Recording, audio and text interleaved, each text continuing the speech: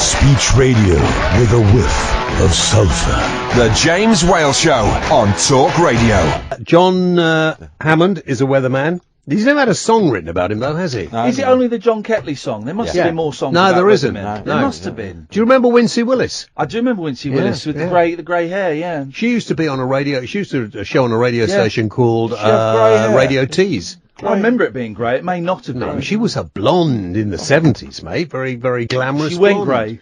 Well, we all go grey. Yeah. You're going grey. Very grey, yeah. Yeah, very grey. I'm embracing it. Yeah. Now, will you do Braving the Shave for cancer? Will you? Because he's going to do it. Will you do I it? said I won't do it. My head? No. Why not? I don't do stunts for charity. Why? Yeah, exactly. It's a very important thing, and it would help. I said I'll take people. a song. I get a piece of the pie as well. What pie are we talking? We shaving Well, a the pie? cash. No. Is that a euphemism? You're going to shave a lady's pie? A cream pie? What is going on? I don't understand what you're talking about. Don't try and get smutty. You can do that on your own show. Thank you, James, and we will. Yeah. Ash wants £5,000. Yeah, just for myself. but I think that's fair. Everyone's got to have and their then everything that you make over the fight, that goes towards unless the it gets cancer. to more, and then we've got to No, renegotiate. I don't do stunts for charity. I'll turn up, I'll shake a few hands, I'll write a cheque, even if it's something that but I don't do stunts for charity. Fine. Right. Sorry, guys. Yeah. Well, you see, if you'd said that, you could have got out of it better, but you're now getting you your have head to do it. shaved. No, but I hopefully will make something out of it. I'm trying to make something out of it. Yeah. I'll shave you. Yeah. Oh, we've got, hang on. We've got, Kira is back on Twitter. She said, I think Ash should brave the shave for his cheek against you, saying you're old. My dad remembers your TV show. See, Kira. I remember your TV. I remember Ash's TV show. She's saying her dad remembers. That's the sort of backhanded I rember Ash's TV show, Ash's Gash. And each week he'd get to sustain a severe injury, and he'd show us his gash. Great show. That's a very good idea. Jojo by the way, Jojo is listening. Who's Jojo? Right, She's on Twitter, listening to James Whale and Ash. Right, it's glorious. I may never watch television again. You don't need TV. You don't need these television. days. No. Yeah. TV And then in a old-fashioned. moment, Ian Lee will come on and... then you'll need a TV. You'll need a TV. Not if you shave your head. And what about shaving... Listen, what about shaving the whole body? Let's go for it. Because James is going to do that. Edward, who's leaving, he doesn't care anymore. Yeah. Because we got rid of him because he's, He's useless. We're getting him replaced with someone good. Yeah, he's a Christian, and that we We're decided getting we replaced couldn't with work a him. Muslim to take the box. Well, that's a good A idea. gay Muslim in a wheelchair. 3 boxes for the price of one. Beautiful. How many gay Muslims are there, do you think, that could come out? I don't think that would work. That's a really good question. I mean, it's frowned upon, but then again, there must be bits of Muslim society where it's okay. Like there are bits of Christian society where it's okay, and somewhere there. Well, there are gay churches in the Christian society where, of course, those because confessional boxes. Wow. Well, there was that one in Scotland that recently said they'll marry 2 men. I don't want to marry you. Don't even think about that. But guys, it's good to have the option. We all know that this station is not performing as well as it could. You two get married. BRMB did it with Jeremy Kyle. He did, didn't he? He ran off and with it her. made the ratings good. You two should get married. I'll be the best man. Oh, it'd be great. Paul Ross can be the vicar. Yeah. That'll be beautiful. Are you allowed? Paul Ross will be the vicar. All right, Julia Hartley-Brewer can be the best man. I'll be the vicar. No, Julia Hartley-Brewer can be the vicar. But Martin Roberts is ordained. He's a proper, fully ordained vicar. He is not. He is. He is not. No, he is. Is he? Yeah. Are you sure? Yeah. Actually, because you see him on Homes Under the Hammer, sometimes he's got a dog collar on and a Bible. No, he hasn't. Yeah, that might be. He blesses the house. Where did you hear that? No, he was. He left the what do they call it? The cloth. He touched cloth, I think. He touched. And that was why he thought, no, it's not for me. I want to know. Listen, I'm interested to know whether there is this is quite serious. I've just thought about this. Okay. Because there are people who do believe in life after whatever. Yeah. And it's very important to them, and I don't, as long as they don't expect me to. Yeah, fine. Feel better. But there must be people who believe in Islam, people who believe in Allah, very committed Muslims who are gay. Yeah. And you can't live a life that you're not. So it's, it's almost impossible. You shouldn't have to. And a gay quandary. A gay quandary. And so I wonder if there is a sort of gay mosque or a place where, It's an interesting question. Anybody can call and let me know. I'd be very keen. Yeah. Tomorrow's going to be very hot. Oh, jeez. Shave it all off. All off. Here's the thing. You were telling everyone that you've been shaving your entire body. Look. That's weird. It's just weird. What? But you're quite hairless anyway. You've got hairless legs. Yeah, my legs are hairless. I never trust hairless men. I think it's a bit suspicious of them. What? Yeah. Do you think my legs should have been a woman's? Because they're so smooth. And why the stockings and suspenders? Why do you've got men's legs. Ash knows. Look, Ash, I'll show you again. Look. No, not again. No, not again. I've got hair here. Look. Oh yeah, he shaved it. He shaved it today. Oh no! There's hair there. So I only just got over the trauma of yesterday. I don't agree with it. Now, because he stopped seeing. See you later on. Have fun, man. Do you feel traumatised? Yeah, I just got over it. I need counselling. And he shaved from yesterday. Lord. He shaved the stripe. Ah, right. Go faster stripe. That is disgusting. Yeah, it was. It was terrible, man. Talk Radio. Thank you, Baldy. Thank you, soon to be Baldy. Tonight's show, it's a big one, guys. 2 things you can call in about. First thing is, films you can only watch once. We struggled with the film topic yesterday. This one's even simpler. Films you can only watch once. And secondly, I have to agree with everything you phone in and say. Now, let me just fumigate the studio. Late night, Iain Lee on Talk Radio. We have ways of making you talk.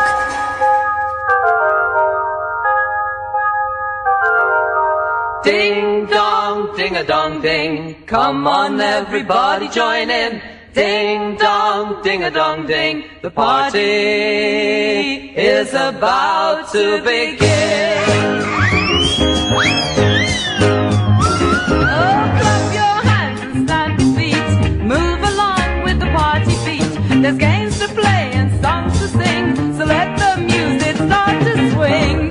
Ding dong, ding a dong ding. Come on, everybody join in. Ding dong, ding a dong ding. The party is about to begin.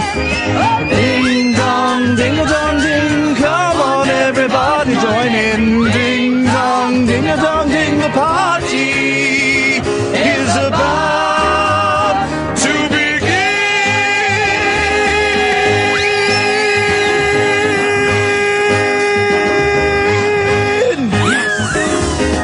Yes, that was it. It was nearly it. It was nearly it, dear listener. Good evening, welcome to the show. James, go home, you're finished. Go home, Mr. Well. 0344 499 1000 is the telephone number if you want to give us a call this evening. You're more than welcome. Catherine joins me in the studio. Good evening, Catherine. Good evening to you. I am still setting up the studio for the incantation, the spell that we are about to cast this evening. You cannot see my head if you're watching on Periscope. That is a shame because that is, let's be honest, that is the best bit. The headphones are going in. We're plugging in. We've started. We're in. Right, here we go. So, tonight's show. I'm out of breath now, so give me a minute. It's too much ding dong. That was a lot of, that's a lot of folking around, isn't it? I mean, seriously. So, tonight's show, dear listener, yesterday we did something that I thought was very, very simple, and yet you lot couldn't quite grasp it. Catherine, remind them of what the topic was last night, please. The topic last night was such a simple songs that have the words "don't go" together in that combination. That's it. That was it. And so we gave you some points. Yeah. Don't go breaking my heart. Yeah. Don't go. Don't leave me now. Yeah, we did that. And you lot phoned in and went, don't stop me now by Queen. No. What? What are you talking about? There's loads of songs that had the word "don't" in or "go" in. And then we ended up having an argument with someone when that wasn't the phone in. Tell me what the fuck, that was the phone in. There were angry emails. Very angry emails. Sorry, I spat on you there. All over me. Very angry emails, very angry phone calls. It was a tense show. Very, very tense show. So, we're dumbing down even more. And in some ways, there's bad juju in this studio because I don't know if the gentleman was in or was on the phone. Was he in? He was in. I can feel it. There's bad juju in this studio. What we need in here is Babcock. Sorry? To come in and, you know, and... We need a Stephen Lennon exorcism. That's what we need. There's bad juju because there was... I'm going to be honest. There was an arsehole in here earlier on today. So we're going to negate the negativity and reverse the polarity and turn it into positivity. With tonight's phone-in that's very simple. Catherine... I tell you what, here we go. Alan... Hi, Ian. Catherine, why do you sound sad now? No, I'm not sad. Okay, right. Catherine is going to give you tonight's phone-in, and you're our crash test... Guinea pig. Sorry? Guinea pig. No. Yes. No. Yes. Crash test dummy. Yes, he's our guinea pig. Yes, he is. You're right. Absolutely right. There are 2 pointers for today that everyone should know about. The second one we'll discuss. Give them the first one first. No, the second one is not up for discussion. The second one is up for discussion. Give me the first one first. The first one is films you can only watch once. There we go. Films, okay. That's an easy one. Candyman. Sorry? Candyman. I don't even know what the Candyman is. Don't say it again, you'll turn up. Here's okay, for example, you can only watch The Sixth Sense once. 7. I don't want to start there. Well, hang on a minute.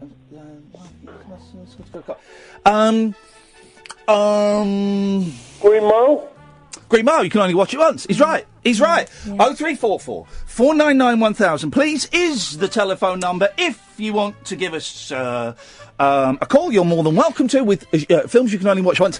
And that is the only thing that we're doing tonight. Pay attention now, class, because I'm about to give you the key to tonight's show. Here we go. This will unlock... up for debate. All kinds. And it's not my fault, because it was Ian's idea. What you're about to refer to something that I said yesterday. I've sent myself an email. Yeah, no. You told me to say yes, because you said send yourself an email. I came up with an idea on yesterday's show. And you said you would argue with me about it, and yes. you are. No, the thing is, when I'm on air, it's a performance. It's a theatrical performance. This isn't the real me. It's a theatrical performance. The Alex Jones defence. Yeah, exactly. It's performance art. So the things I say on air, you don't necessarily have to go along with them. I'm choosing to go along with this one because I think it will be highly interesting from everyone's point of view, and especially mine. Yes. You have to agree with everybody. I'm doing a dance that's... you're trying to ignore me. The towel dance, isn't it? It's more like that. Yeah. No, well, okay, that's more like you're having a fun time with two guys. Okay,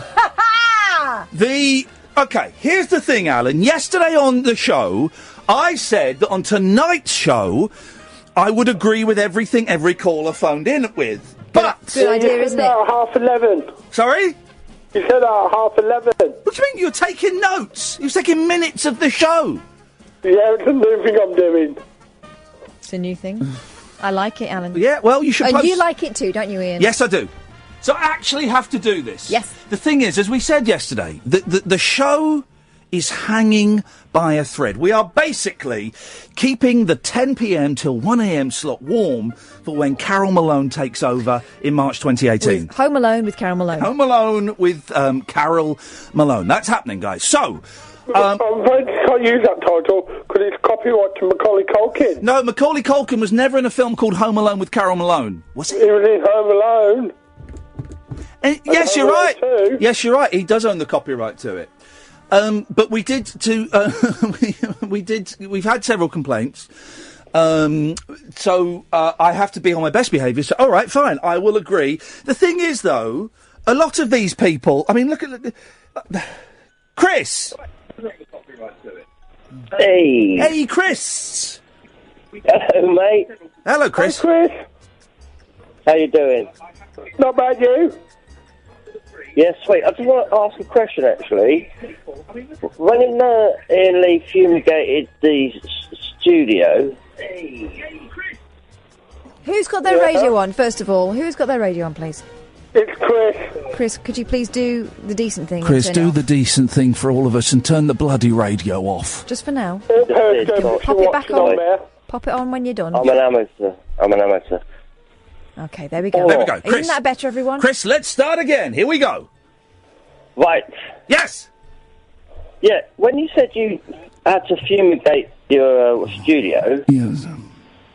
What was that for? Fumigation purposes. Yeah, for what reason? I don't mind. I'm not going to But then you said someone was a hole. Yes.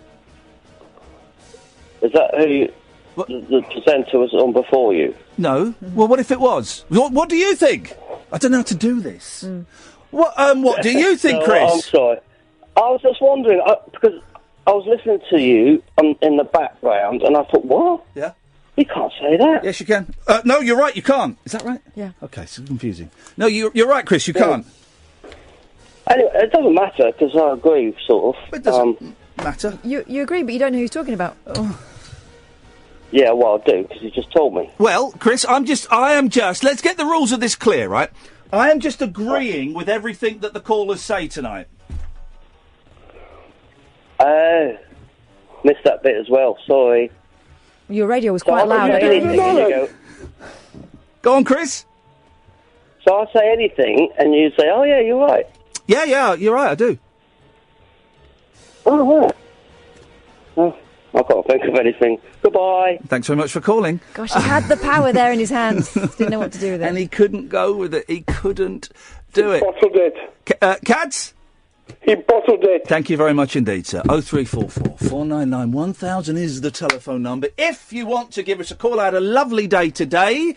In the heat, in the sunshine. I spent an hour in the company of Robin Ince and Josie Long.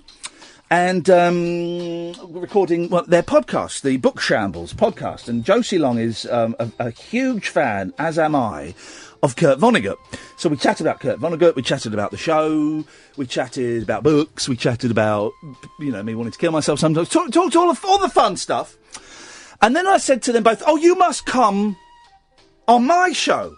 And Josie's a fan, because Josie has listened. She used to love the LBC show and the Absolute show. And in fact, she turned up drunk once with her sister, who'd won an award at a hairdressing award ceremony. And they said, oh yeah, we'd love to. And I said, Josie, I've been after you for about a year to come on the show. She said, oh, you should have texted me. I said, yeah, I have. She went, oh, maybe you haven't got my number. Then she got out her phone and read out her number. I had that number in my phone. Or Quado. But so they're going to come on at some point, which is nice. We talked a little bit about the 11 o'clock show, which was interesting because Robin wrote for it, so I got to hear a bit of his perspective from it, which I was in terms of writing, because was never involved with any of that bit and never saw any of that. So that was very nice. Then I did a little bit of blog writing. I'm typing up, for those of you who missed the New York shows, shame on you, or for those of you who heard them but felt bombarded, overwhelmed with the information we were giving, because there were so many voices and Twitter handles and all kinds of things. I'm writing a blog, and I've done 2 parts so far, Monday, Tuesday, and then today I wrote Wednesday. So if you go to iainlee.com, you can see the blog. And it has, I think, I've got all of them, all of the guests that we had on the show, Steve Guttenberg, Kenny Kramer, the people at WFMU, Keith and the Girl. It's got pictures of them and links to all their Twitter feeds, where if we were on their show, where you can hear it, if they were on our show, where you can hear it, if it's up so far, not all of them up. We're staggering the New York podcast over the next few weeks, and there'll be stuff that you've heard and stuff that we didn't get to broadcast. Loads of stuff. Still got the recording of us in that really noisy restaurant. Oh, yeah. To play. Still got that. The noisiest. It was like feeding time at the zoo. It was like walking in to like the naughtiest school in the world, where at lunchtime. But they were adults. Mm-hmm. There were some kids there, but it was about 9 o'clock, 9:30 at night. They were primarily adults, and there were some couples out on a date. Oh, the couple behind us. Yeah. Oh, yeah. He was having I couldn't work out whether he was joking or having a go at her, because he was going, "You are so selfish." But to be heard, you had to shout. Yeah, and she was kind of, oh, I could just hear. Oh, and then I embarrassed you by saying, right, I'm going to shout. And no one will turn around. And I literally just suddenly went, yeah, right, yeah. The people on the table next to us turn around. Nobody else bothered. Nobody else bothered. Here comes Edmundo, the traitor, the turncoat, the man that's splitting up. You want the tea? Give me the tea. There we go. Say hello to the periscopers, please. Won't be allowed periscope at the BBC. They frown upon it. So I'm writing a blog of all of the people that we met, and so far we're up to Wednesday. So if you go to iainlee.com, it's all there in one place. And Flipping heck, doesn't it seem like a lifetime ago? An absolute lifetime ago. And it's that thing, I know time goes quickly when you're having fun and when you're getting older and all of that stuff. But we've been planning it for a couple of months and then suddenly it's done now. Now I'm writing about what we did. So that's all up on iainlee.com. Go and have a look at that, and I'm probably going to finish it off towards the end of the week. There are also some funny videos, aren't there? Oh, there are some really silly videos. We just felt inspired, both of us, to do silly stuff. And so I did a couple of videos that are in the style of the 11 o'clock show, that guy that I used to be on that show. So we did a couple of those, and then one of our listeners, at Mugger Harris, Daniel Rayner, then took some of the videos and made them psychedelic. I've got to send him a bit more footage, and he's going to do one more film for us. And I've said to him, Dan, on this last film, push it all to 11, man. Just do, just go as nuts as you want. I've already sent him that one of you standing, being miserable in the subway. Oh, brilliant. Thank you. I've got some, I think, on my camera that I need to send to him. So we put up silly videos and there's silly pictures and it's all the Twitter handles. By the way, can I just say, if you do get in touch with any of the people that we heard on the show, I know loads of you have discovered, Kim and Emily in real life. Mm-hmm. Loads of you I've had so many people on Twitter going, I can't believe I've never heard of this show. If you do get in touch with them because of us, just mention that you heard them through us, because it will be kind of nice for them. They'll know their time wasn't wasted. And, if you want to at me in it as well, it'll be just kind of nice that people, I think, are discovering people in America because of what we did. Yeah. Last bit of business. So hang on a minute. Those videos, they're on the YouTube site. Yes, some of them are on the iainlee.com, or you can go to we have a TV channel, a YouTube channel, youtube.com/rabbit hole. Let me bombard you with one more. That's it. We'll take a break. Then I'll bombard you. Then we'll take some calls. 0344 499 1000. Films you can only watch once, and I have to agree with everything you say. Talk Radio. Join the Talk Nation. Dial up and talk radio. We'll get you talking. Stand up to cancer on Talk Radio. Stand up, raise cash, take cancer out. Luckily, we're more equipped than ever to defy it. It's time to rise up against cancer. Calling all rebels! Talk Radio have teamed up with Stand Up to Cancer, and together we're raising funds and raising the roof in a series of fearless challenges. From a close shave with hair-raising results to making serious dough from a ballsy bake-off. Get inspired, join the rebellion, and help bring in stacks of cash for game-changing cancer treatments. 100% of the money raised goes straight to those badass science boffins who save lives. Stand Up to Cancer on Talk Radio. Rebels, you now have a cause. Search Stand Up to Cancer to sign up.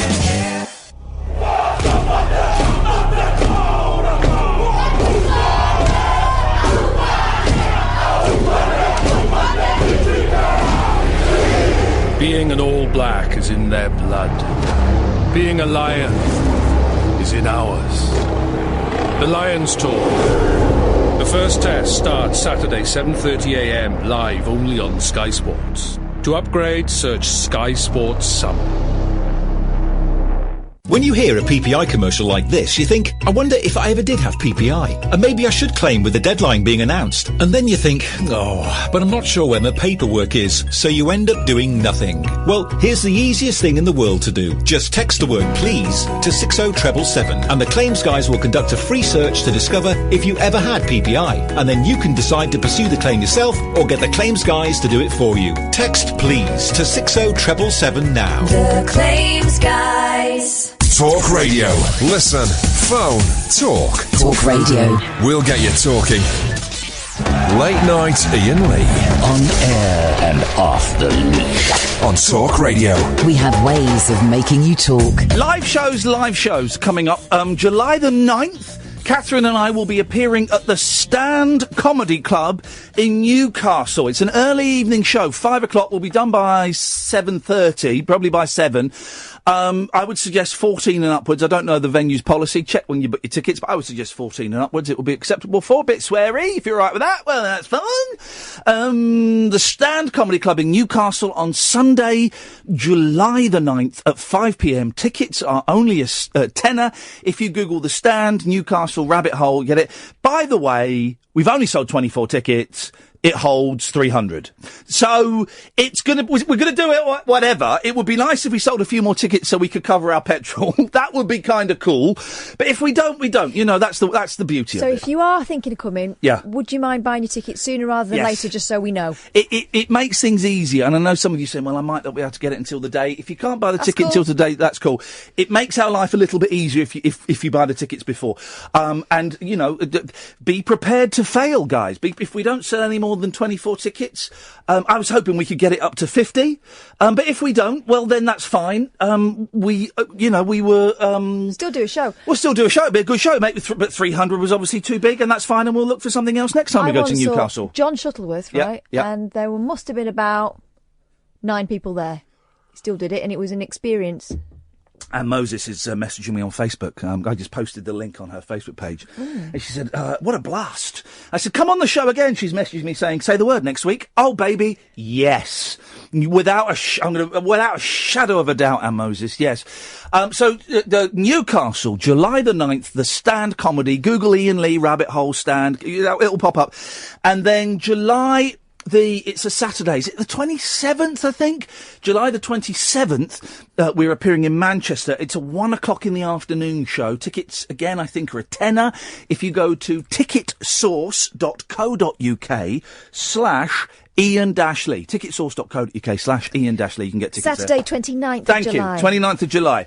And that's the one my auntie's coming to. And if you want any of these dates again, just send me an email, ian@iainlee.com.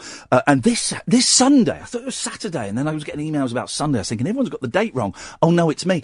This Sunday, Portishead, it's the Eddie Large show. Flipping heck, that's... So basically, remember we had Eddie Large on from Little and Large a few months ago, and I came up with this silly idea of doing an evening with Eddie Large. Well, it's happening. It's happening on Sunday. We've sold out. I've oversold it by about 20 tickets because my maths was all to cock.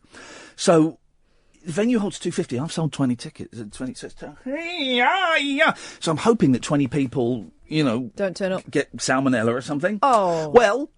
Or a better offer. Yes.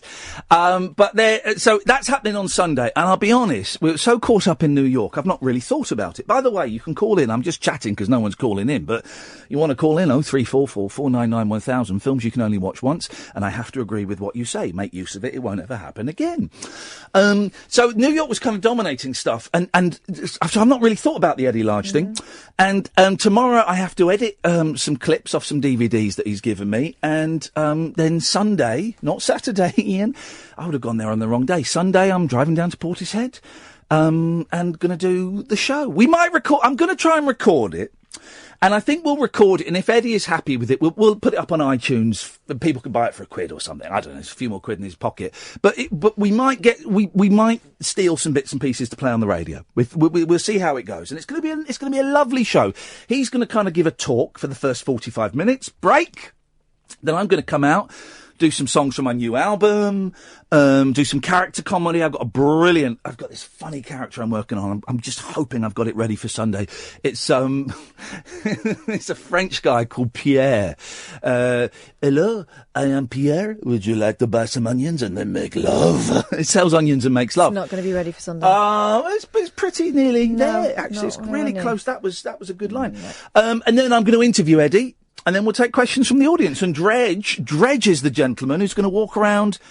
Any questions? Anybody got a question? And your new friend, your real friend. He's good. In many ways. Yes. So that's happening on Sunday. I had something else I was going to do. Oh, I tell you what. Here we go. Clunky gear change. That's what we do on this show.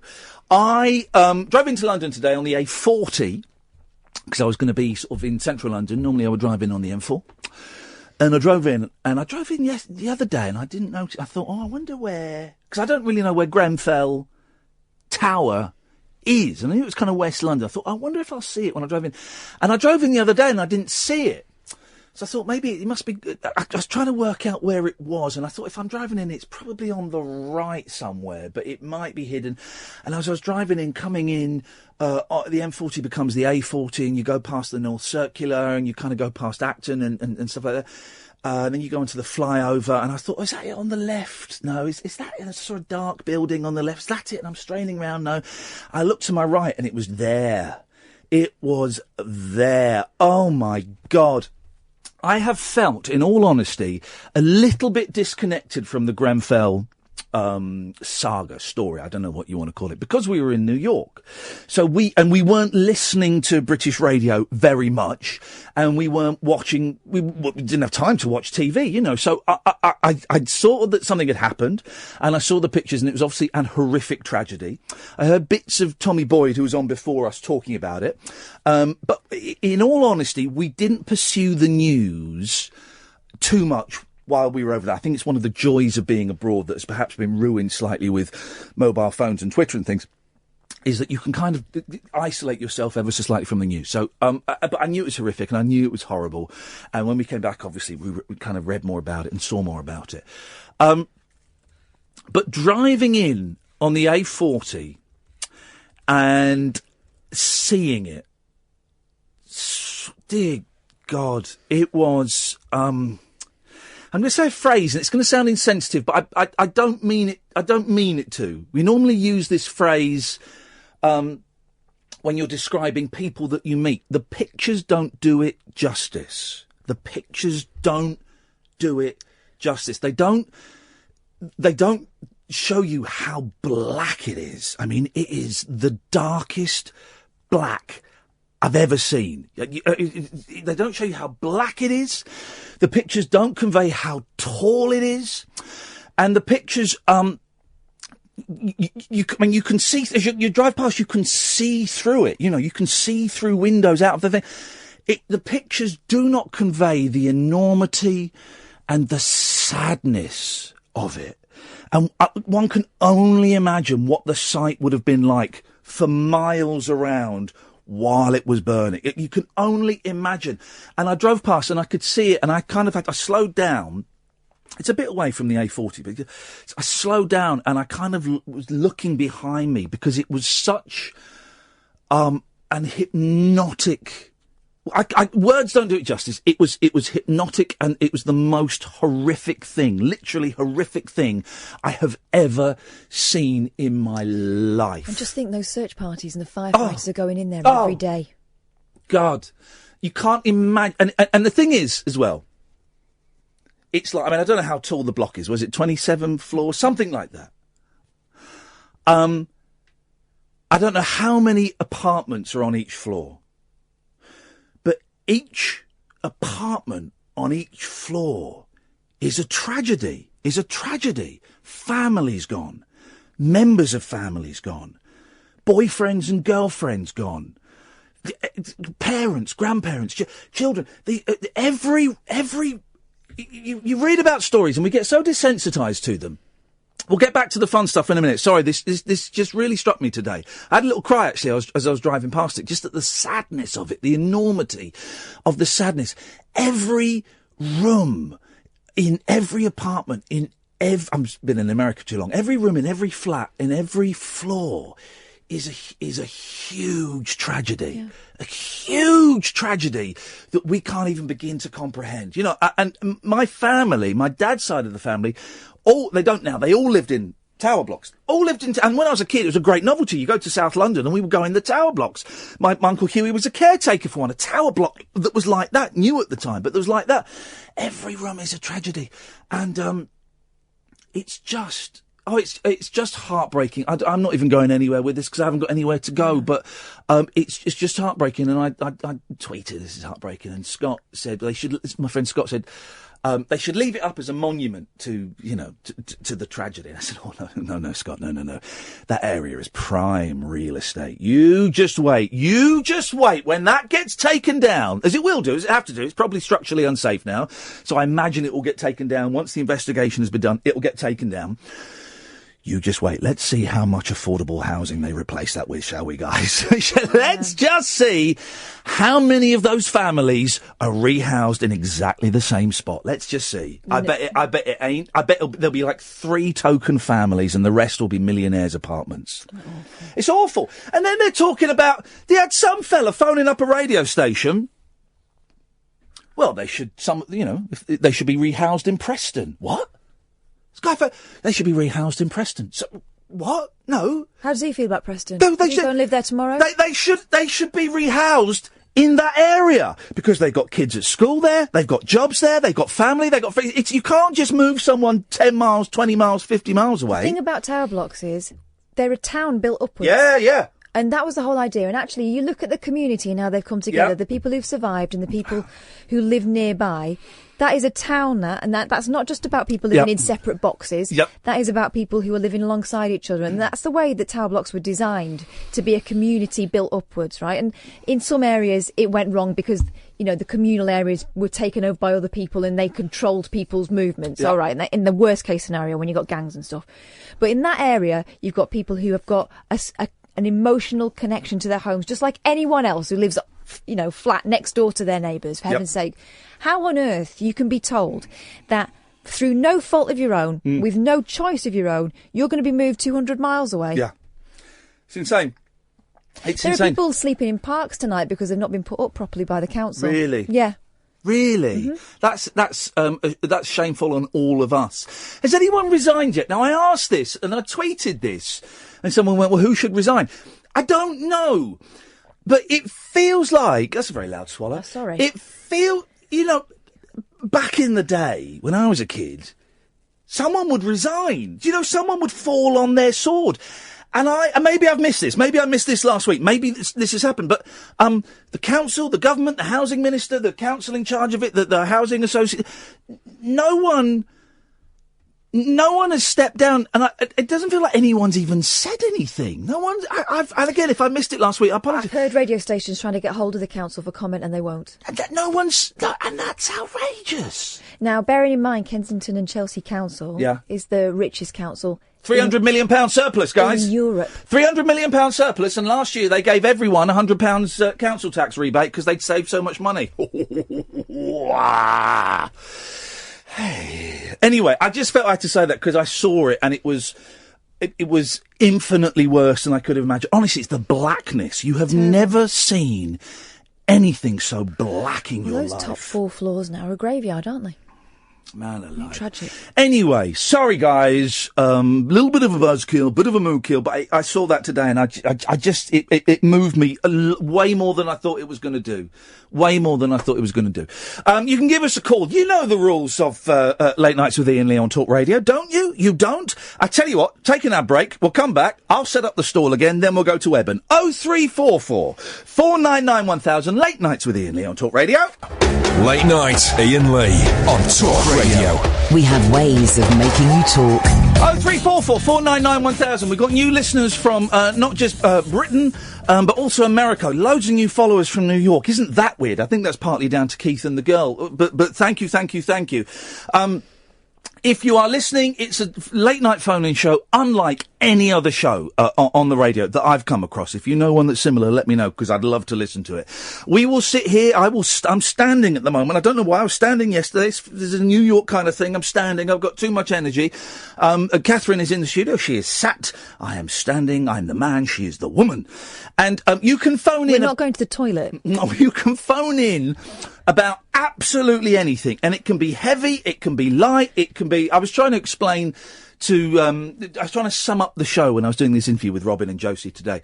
Robin Ince and Josie Long. And I said, the show is, it can be someone phoning in to talk about the fact that they want to kill themselves because their wives left them. And then it can go to someone phoning up saying they nearly ran over Elton John, which was a real phone call that we had. And it happened. We did a phone in. Which celebrities have you nearly run over? We had loads. Sigourney Weaver. Paul McCartney, I think, and Clapton. 0344 499 1000. So you can phone in about anything. If you're listening abroad, international dial thing, 0044 344 499 1000. 0044 344 499 1000. Costs you a little bit more from abroad, but here's the kicker, guys. We call you back. You'll be on the phone for, I would imagine, don't hold me to this, please. I'd imagine a minute. Probably no more than 2 minutes, I wouldn't have thought.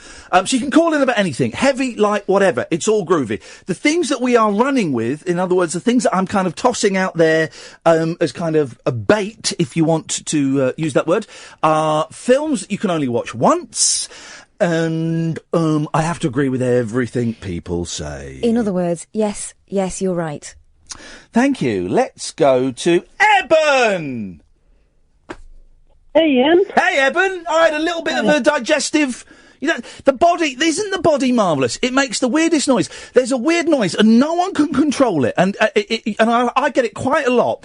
And it goes from, like, the solar plexus, and it travels up the chest. And I'm going to try and impersonate the noise. It goes... Hang on.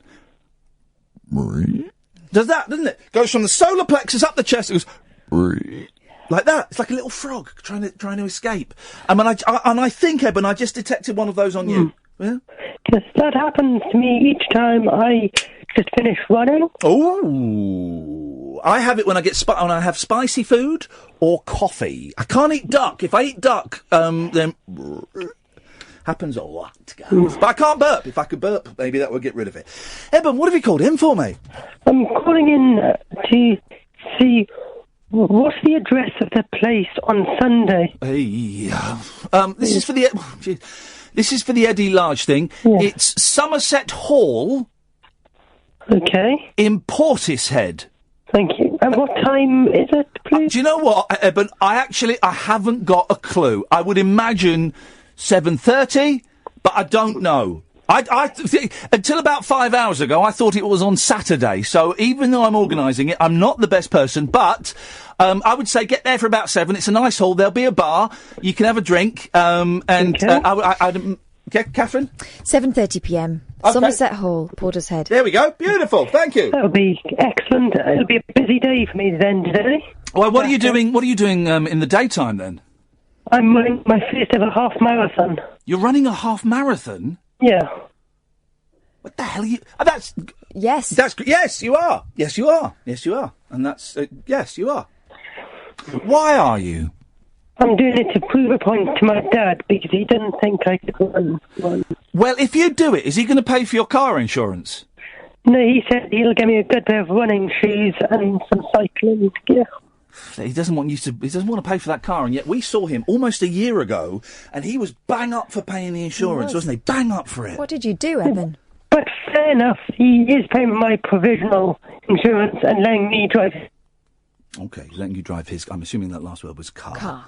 There. Well, that's good for him, Eben. Eben, any films you can only watch once?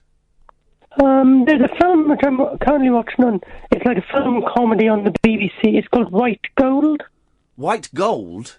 Yeah. No such film. Yes, there is. It's a comedy. It is, isn't it? Yes. Yeah. You can only learn what you want. Personally think. Okay. It's not the best line, Eben, so I'm going to cut you off. But you're absolutely right. You're absolutely spot on. Quiet on the phone tonight. The next caller is Andre, which can only be... It's very odd, isn't it? You've got a wide open goal there and no one kicking at it. 0344 499 1000 is the telephone number if you want to give us a call. Guys, this will never happen again. For tonight, and tonight only, I will agree with whatever you say. You phone in, you say it, I'll agree with it. And if it gets us in legal trouble, it gets us in legal trouble. It won't get us in legal trouble because I'm here. Well, hang on a minute. I said to you, if someone phones up and says something massively racist, I have to agree with it. Mm-hmm. And I said you have to be the voice of reason. You would anyway, wouldn't you? Well, I would because I'm a massive racist. And I said you'd have to be the voice of reason. You went, nope. It was you that came up with the idea. You got to deal with it.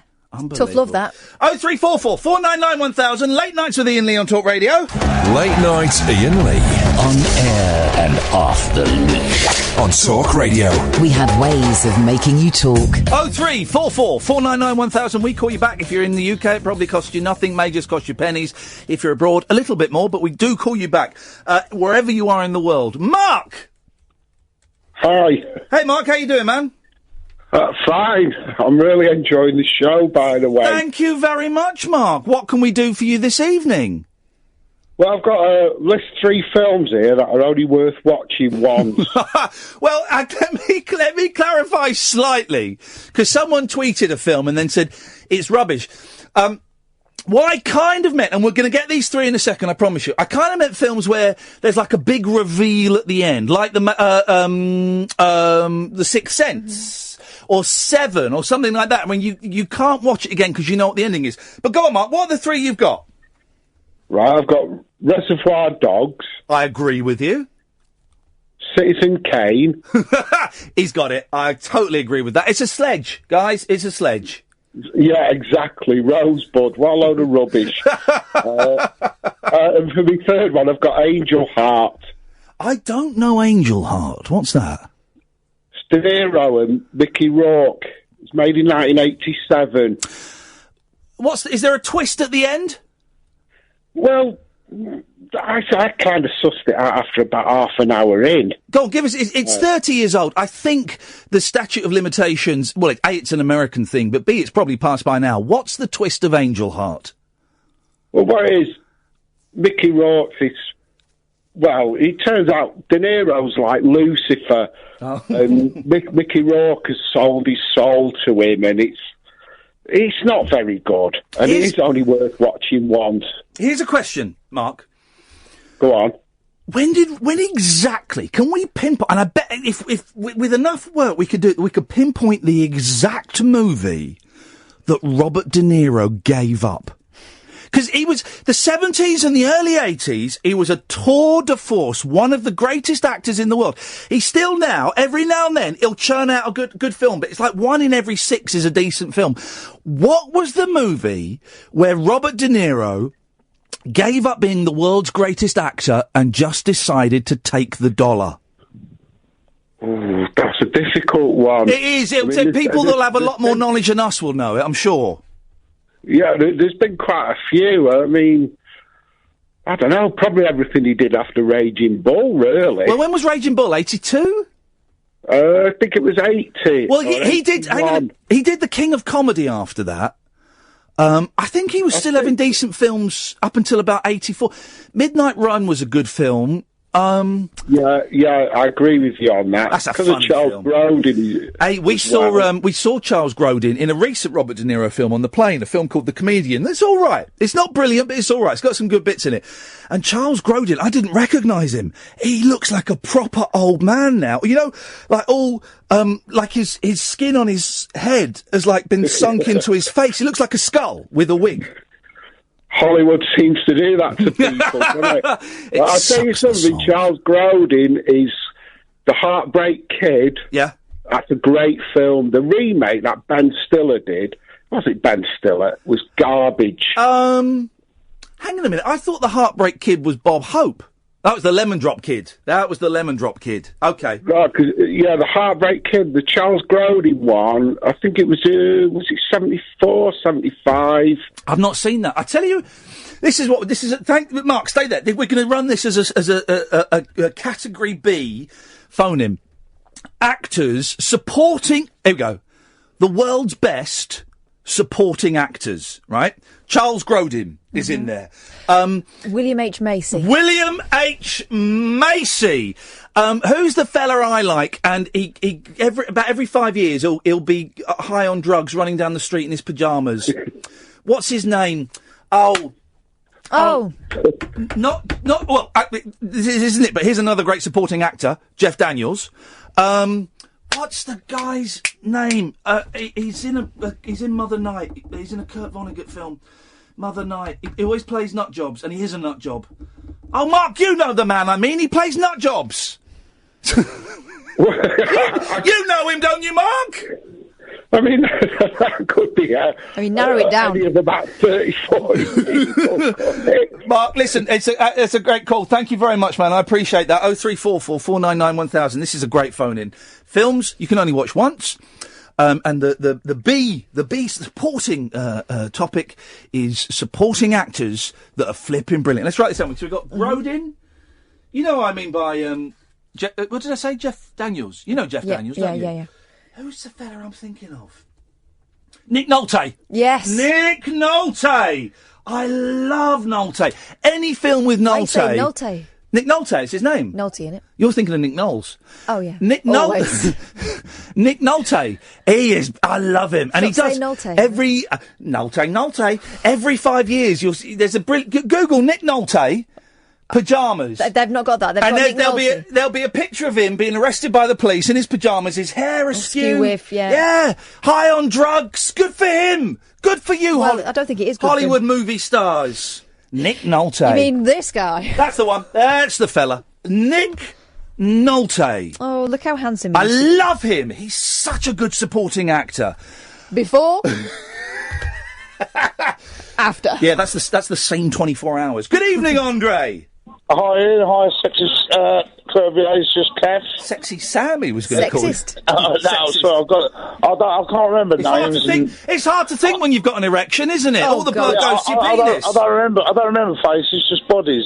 Right, now, what I was going to say, and a funny thing happened to me today. That's the sort of thing an Undertaker would say. Hannibal As Lecter. it does. Yes. I was coming back from this garden party in Tunbridge, yeah? Here we go. And some woman, right, they set up a barbecue in the garden, as they do, yeah? Yeah. And as it gets stuck in, so I was obviously the first up there, and all salads laid out, and all these blooming, then out come all the desserts and all that. Yes. So I said, I'm having a fag in the garden. And this blooming stuck-up lady says, oh, you can't... Now, bearing in mind, it was a very hot day today, wasn't it? Of course, it's a perfect day for smoking fags! No, but the barbecue was billowing out smoke, yeah? Yes. And she said, do you mind not having a cigarette in the garden, because I've got a bit of a bad chest on me. Were you invited to the Were you invited to the barbecue? Yeah, no, gate crashed it. No, yeah, of course I was. And then coming back, 6 mile tail back at the tunnel. Yeah? Yeah, but what I really found... Oh, yeah, champagne supernova. Pavlova for dessert. Yeah, what? Champagne Pavlova by Oasis. Champagne Pavlova. We're not doing Can You Make a Menu Out of Songs? Right. Oh, this pathetic film I remember, what I would never see again. Yeah, pathetic. Do you remember that one? That bloke was in the bar. No, in the diner. Yeah. And he said he got this girl to say, "Has anyone seen Mike?" Oh, come on now. Although you're absolutely right, obviously. Speaking of Mikes, Mikey has tweeted me, hundreds of people are visiting the Grenfell Tower site. What do you think about that? I get it.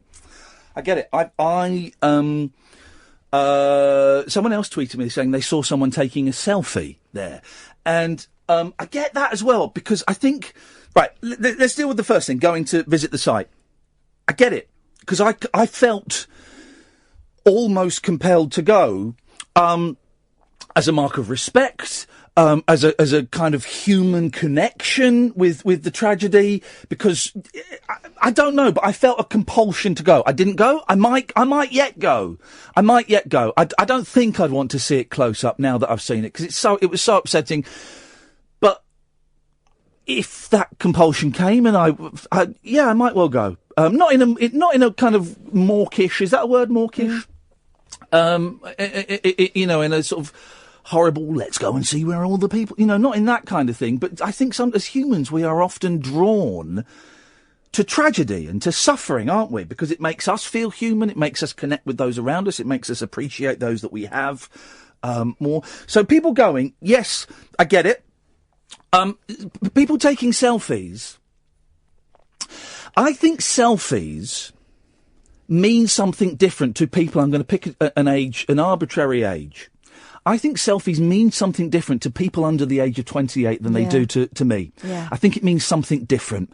And, as long as it's not, someone there doing the, hey, here I am, guy, that kind of thing, that is inappropriate. But I think a selfie to the younger generation, I just think it means a different thing to what it means to me and what it means to you. Yeah. I don't think it is.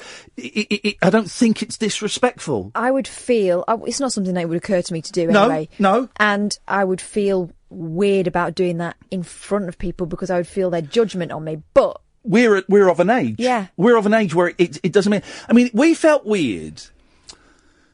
Malcolm, I will come to you in a minute. I promise. I can see you there in Nottinghamshire. I can see you. We felt weird going to where John Lennon was shot. Yeah.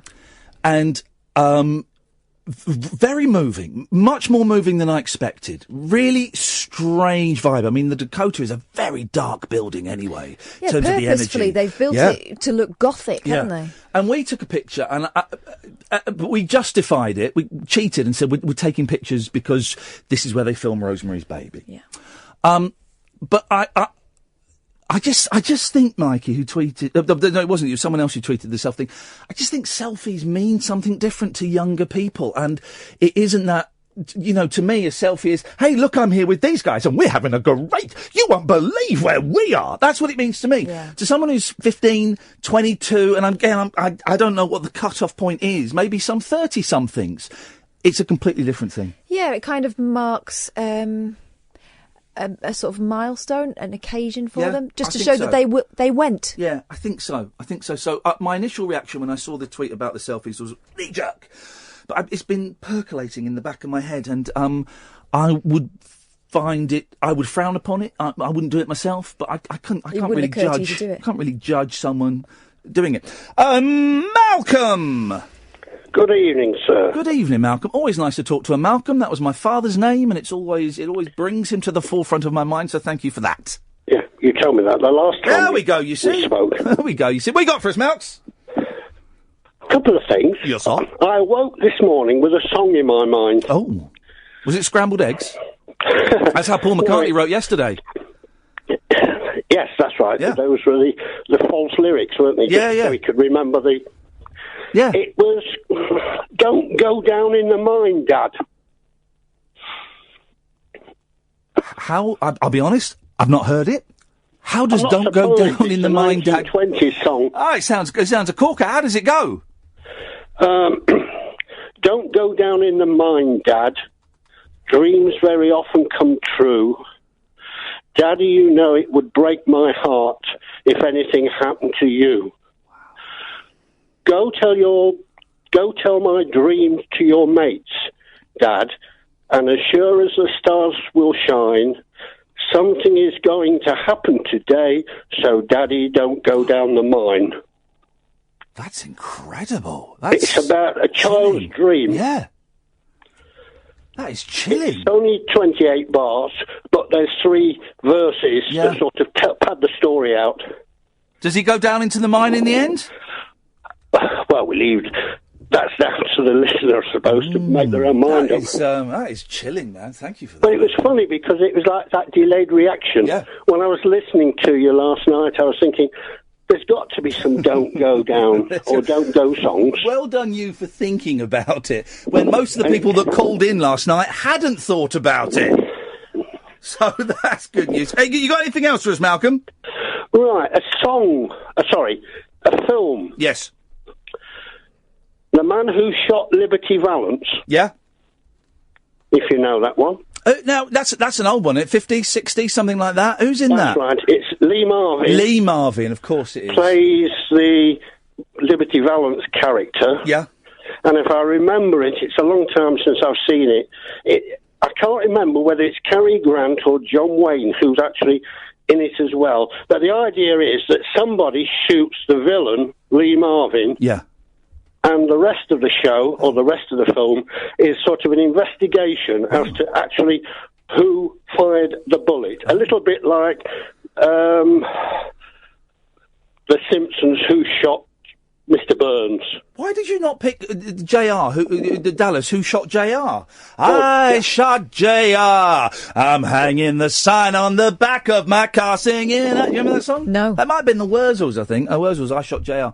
Who did shoot Liberty Valance then, Malcolm? It was either Cary Grant or John Wayne. It sounds to me like it could be a film that you perhaps need to watch a second time if you can't remember if it was Cary Grant or John Wayne. But the point is, if I saw the opening credits to it, you would immediately know who did it. Oh! It's like an episode of Columbo. You see the crime taking place. Well, no, it's like reading a detective story and looking at the page first. Cheating, we don't like that. We don't. Did you say you had a third thing, Malcolm? We got 40 seconds. Right.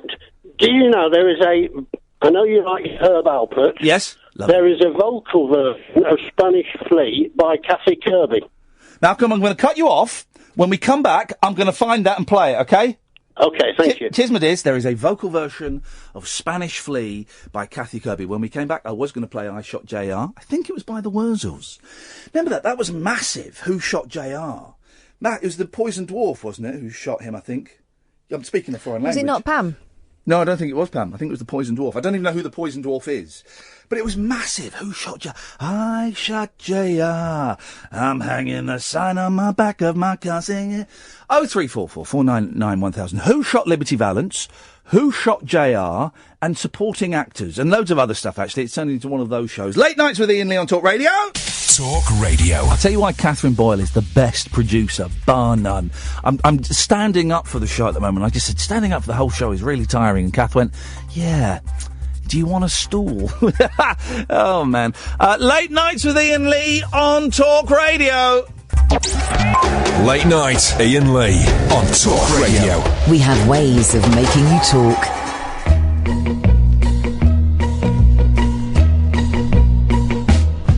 The biggest circus came to town, was headed by the greatest clown. And there were tigers and elephants, lions and kangaroos too.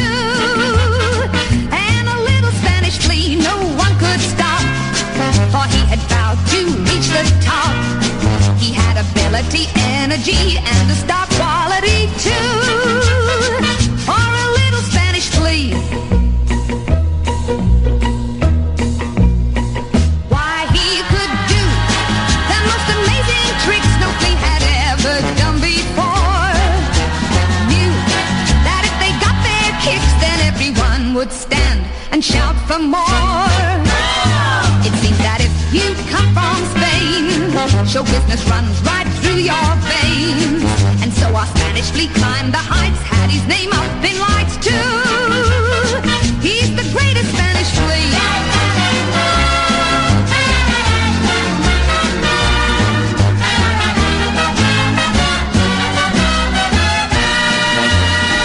He's the greatest Spanish flea.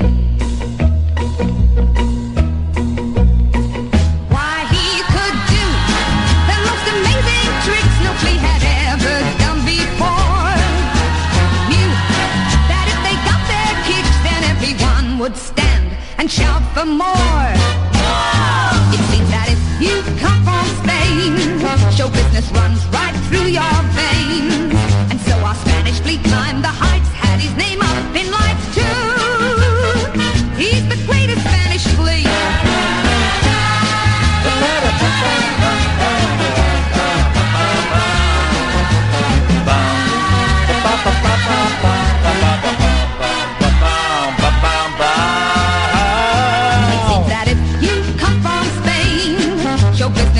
Right through your veins. And so our Spanish flea climbed the heights, had his name up in lights too. He's the greatest Spanish flea. He's the greatest Spanish flea. Oh, Malcolm. So, was it Malcolm who told us about that? Yeah, if you want. Was it? Yeah, was it? Yes, I think so. It was. Yes. Thank you, Malcolm. That was well worth. That was well worth it. How have I never heard that before? That was absolutely wonderful. And honestly, guys, I cannot for the life of me work out why this show gets such bad listening figures when where else is playing Kathy Kirby singing The Spanish Flea? Martin, I ask you, why is no one listening when we're playing stuff like that? Jesus. Martin! Iain, how are you doing, Paul? I'm doing very, very well, Martin. Are you hiding in a tiny box? I'm parked up. I'm a lorry driver. I'm parked up. Hey man, how you doing? Where are you driving to tonight? I'm in Telford tonight. I'm sorry to hear that. I hope things improve soon. Right, I've got a couple of films for you. You can only watch one. Yeah, go on, mate. What you got? Right. The Usual Suspects. Oh, yeah. Well played. Of course, yes. The Kaiser Soze. That was the film that introduced most of us to Mr. Kevin Spacey, who is a marvellous actor. And a trickster. Sorry? He was a trickster in that, Oh, wasn't in he? that? Yeah. He was a trickster. Is he still living in England? Is he still the head of the Queen Vic? The old Vic? No, I don't think so. Okay, good for him. What else you got, Martin? Shutter Island. Now, I've never seen Shutter Island. I don't know anything Right. about Shutter Island, but lots of people have suggested that on Twitter. By the way, guys, if you suggest it on Twitter, it don't really count. It's a phone-in show, not a tweeting show. Sorry? I think Kevin Spacey does still live in London, England. Oh, good for him. We'll get him on the show one night. I'll give him a ring. But yes, Shutter Island. Kevin Spacey, he's doing House of Cards now, isn't he? Yeah, he's making. He made a film a few years back about Bobby Darin that I'd like to have seen. Actually, I'd like to have seen that. But Shutter Island with Leonardo DiCaprio. Yep, I like Leonardo DiCaprio. We watched on the flight out. We watched Inception. Second time I'd seen it, but I didn't really remember it. And the first time you'd seen it, I think he's a good actor. I love Inception. I love it. I think it's a great film. Yeah, there were big plot holes in it for me, but I did enjoy it. Mate, they're jumping inside people's dreams. It's just ridiculous. How did they know whose head they were in? Well, because of they had the spinner to tell them when they were dreaming or not. What didn't you understand? Also, what were they sticking the drips in? Well, that bit, we didn't know where the drips were going in. They just would stick these, tubes up their sleeves. Because they all seem to have the same dose. So I wonder what that was. But I enjoyed questionable science. Okay, questionable science. That's but a good tomorrow's film nonetheless. Yes. Anything else, Martin? Any supporting? I really want a list. Let's try and make a movie, right, that only stars supporting actors that are brilliant. So far, we've got Charles Grodin, Jeff Daniels, Nick Nolte. Someone, of course, has suggested, ladies and gentlemen, Mr. Joe Pesci. We'll have Pesci. I watched for the first time in years, about a year ago, My Cousin Vinny. Oh God, it is a funny film. Forget about it. Have you seen My Cousin Vinny, Martin? I have several times, and I've actually been trying to get it again on Netflix and all these different things. No, it's not there. I can't find it. No. I can't find it anywhere. I think on Sky On Demand, on all these different channels. I cannot find it. My Cousin Vinny. I think Criterion, a great film. Criterion, who do wonderful, prestige releases of classic films, do a double disc version of My Cousin Vinny, because I would eat that up. Honestly, it is so much funnier than I didn't get it as a kid. As an adult, I was in hysterics. Joe Pesci is wonderful in it. He's good in everything, Joe Pesci, and he's good in. But he's a good fella he's in as well as wee hard man in it, isn't Yeah, he's good. He's good. He's a brilliant supporting actor, Mr. Joe Pesci. Brilliant supporting actor. Okay. Thank you, Martin. Take care. Are you done dry? Are you parked up for the night now? I'm parked up. I'm doing my dumping my load about 8:30 tomorrow morning. Dumping your load? Steady, Martin. Thank you very much, mate. Cheers for calling. You know William H. Macy? Yeah. Right. Great supporting actor. Yes. He's a great actor, full stop, but he's just not attractive enough to be a lead. He's a great supporting actor. Because he's got character face. Yeah. His wife is also a brilliant supporting actress. Go on, Felicity Huffman. Oh, remind me what she did in that I was seeing. I was seeing her in something. You'll have seen her in all sorts. Look, that one.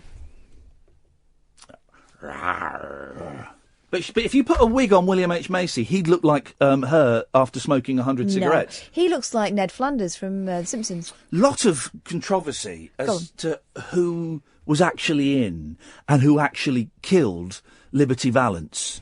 Because, the filmmaker has won. Well, Malcolm said it was who's the English actor who took LSD? Cary Grant. A lot of people, imagine that, he wanted to make a film about a man his life is changed by taking LSD. God, I would have. Should we have to do a Cary Grant? How does he talk? He says, Judy, my name is Cary Grant. No. My name... Oh, it's going to be a Frank Spencer. Hang on a minute. I must be able to do Cary Grant. Hang on a minute. Why has this show got no listeners? Cary Grant talking. Hang on a second. Cary Grant talks to himself. Here we go. All right, let's see if I should do. Mr. Grant, please. You're wanted on the telephone. Mr. Grant, cabin 4. Mr. Grant, cabin 4, please. Hello? Yes? Hello? Hello? Yes? Listen. Listen. Any way we can stop that meeting right away? Yes? Listen, I'm Cary Grant. No, I can't do it. You can always tell what kind of man...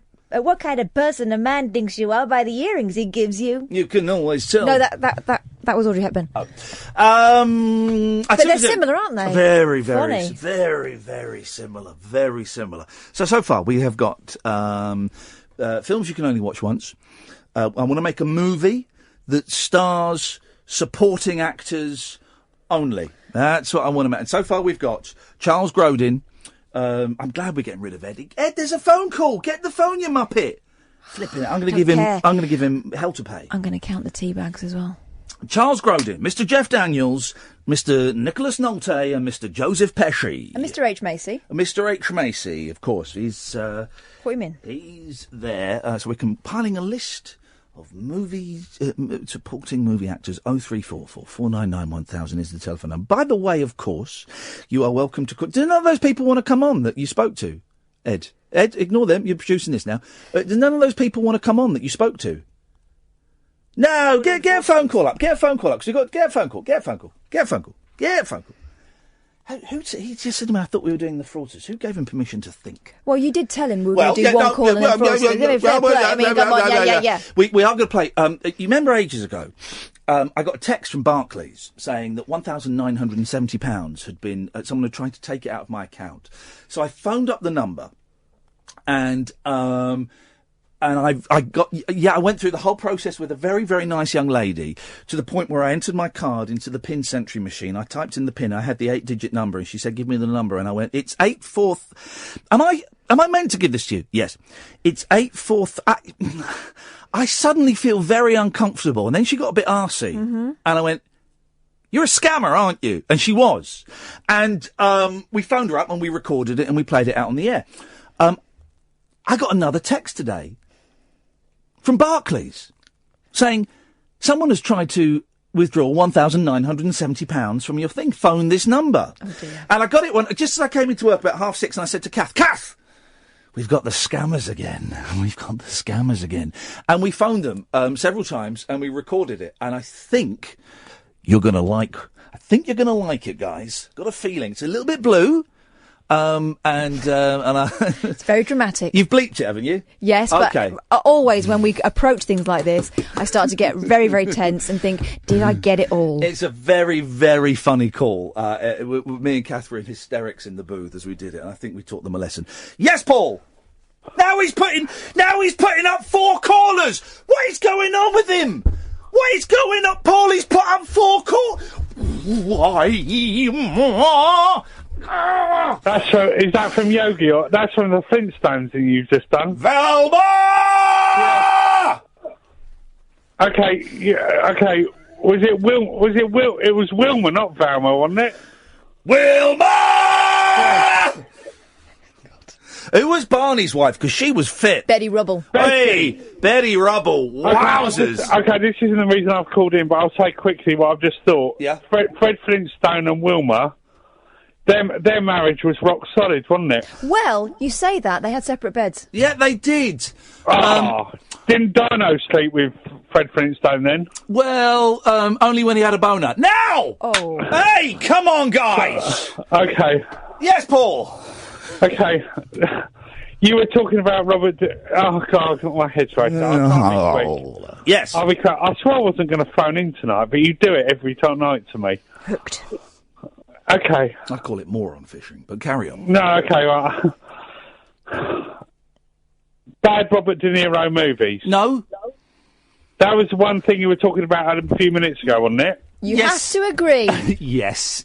Yes, it was, Paul, yes. Okay, right. Yes, De Niro, if you're listening, we're talking about you. Anyway. He's listening going... A really bad De Niro movie was called Dirty Grandpa. Yes. Have you ever seen that? Yes. With Zac Efron. Yes. That was just god-awful. Yes, it was. Okay, at the beginning of the movie, as I remember... Yes. He was a grieving grandfather. Yes, he was. Okay.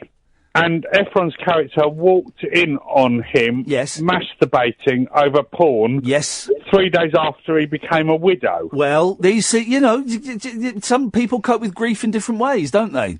Yeah, but come on, Robert. Come on, Robert. You're cheering him on.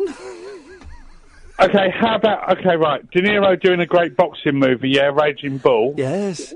And Sylvester Stallone doing Rocky. Wait a minute, can we just retract? I don't really want to ask this question, but I have to. Yeah, go on. Paul, did you have a problem with his performance in what is that Here's particular a question. scene? No, I still want to drink your bathwater. Hang on, don't worry, hang on, Paul. What's the acceptable period between burying a partner and then masturbating. What is it? It's 3 days was obviously too soon for you. Is it a week? I don't know. I'm going to have to Google How long that is one. how long is the onanism grieving period? As long as you get home and shut the door. As long as it's not at the funeral, you'll be okay. Okay, the second bad De Niro movie that I've thought of. It'll be Carol Malone's show in April. We don't care, guys. We're a warm-up act. No wonder you're not going to get your show carried on, isn't it? Exactly. Home Alone. I thought I might have made a difference and kept you on air. No, mate, you're the reason we're... Nail and coffin, mate. You're the iceberg, we're the Titanic. Continue.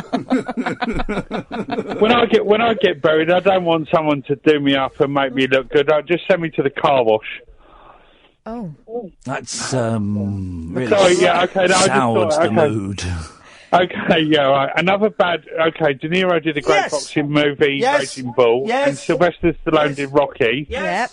Now, do you know the movie that De Niro and Sylvester Stallone did together? That was I awful? do, because it was available to watch on the plane, but I didn't watch it. I can't remember the title of it. It's called... Grudge Match. Grudge Match.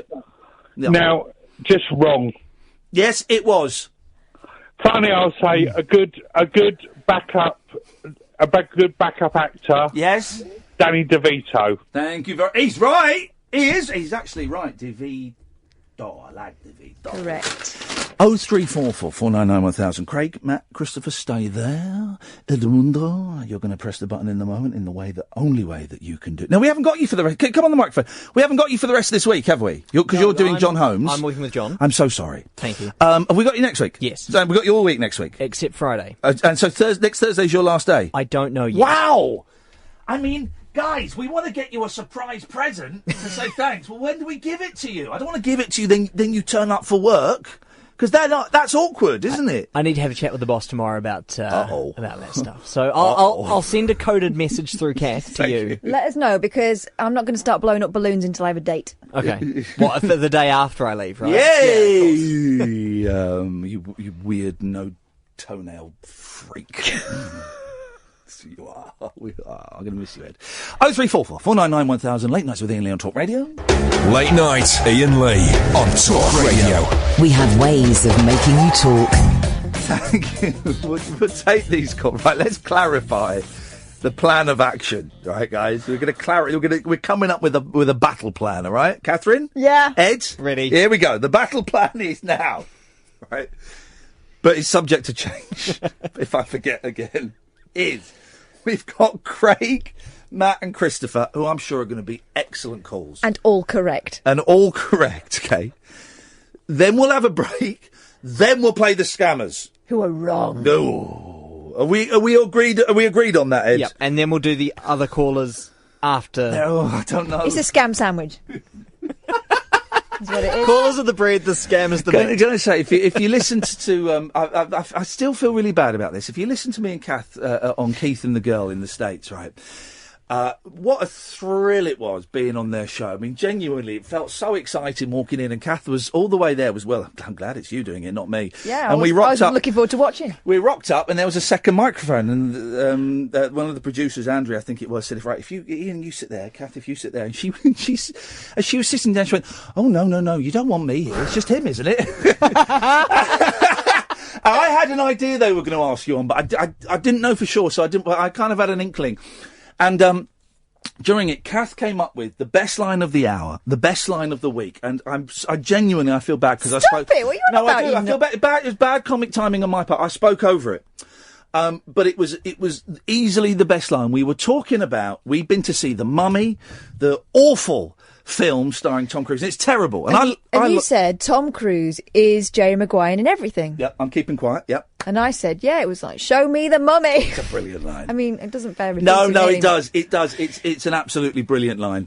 But I like Tom Cruise. It was a terrible film. don't. I think he's too old for that. No, I do like it. No, it's the second film he's ruined by being too old for a part. First one, Vanilla Sky.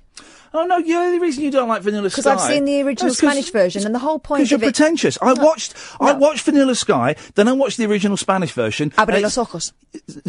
Cronos homosexuales. No. And it's exactly the same film, except it's crappier film stock, so it looks cheaper. It is. And it's a lot slower. No. Yeah. And he is, 19, and so you can forgive him for being a bit of an idiot, right?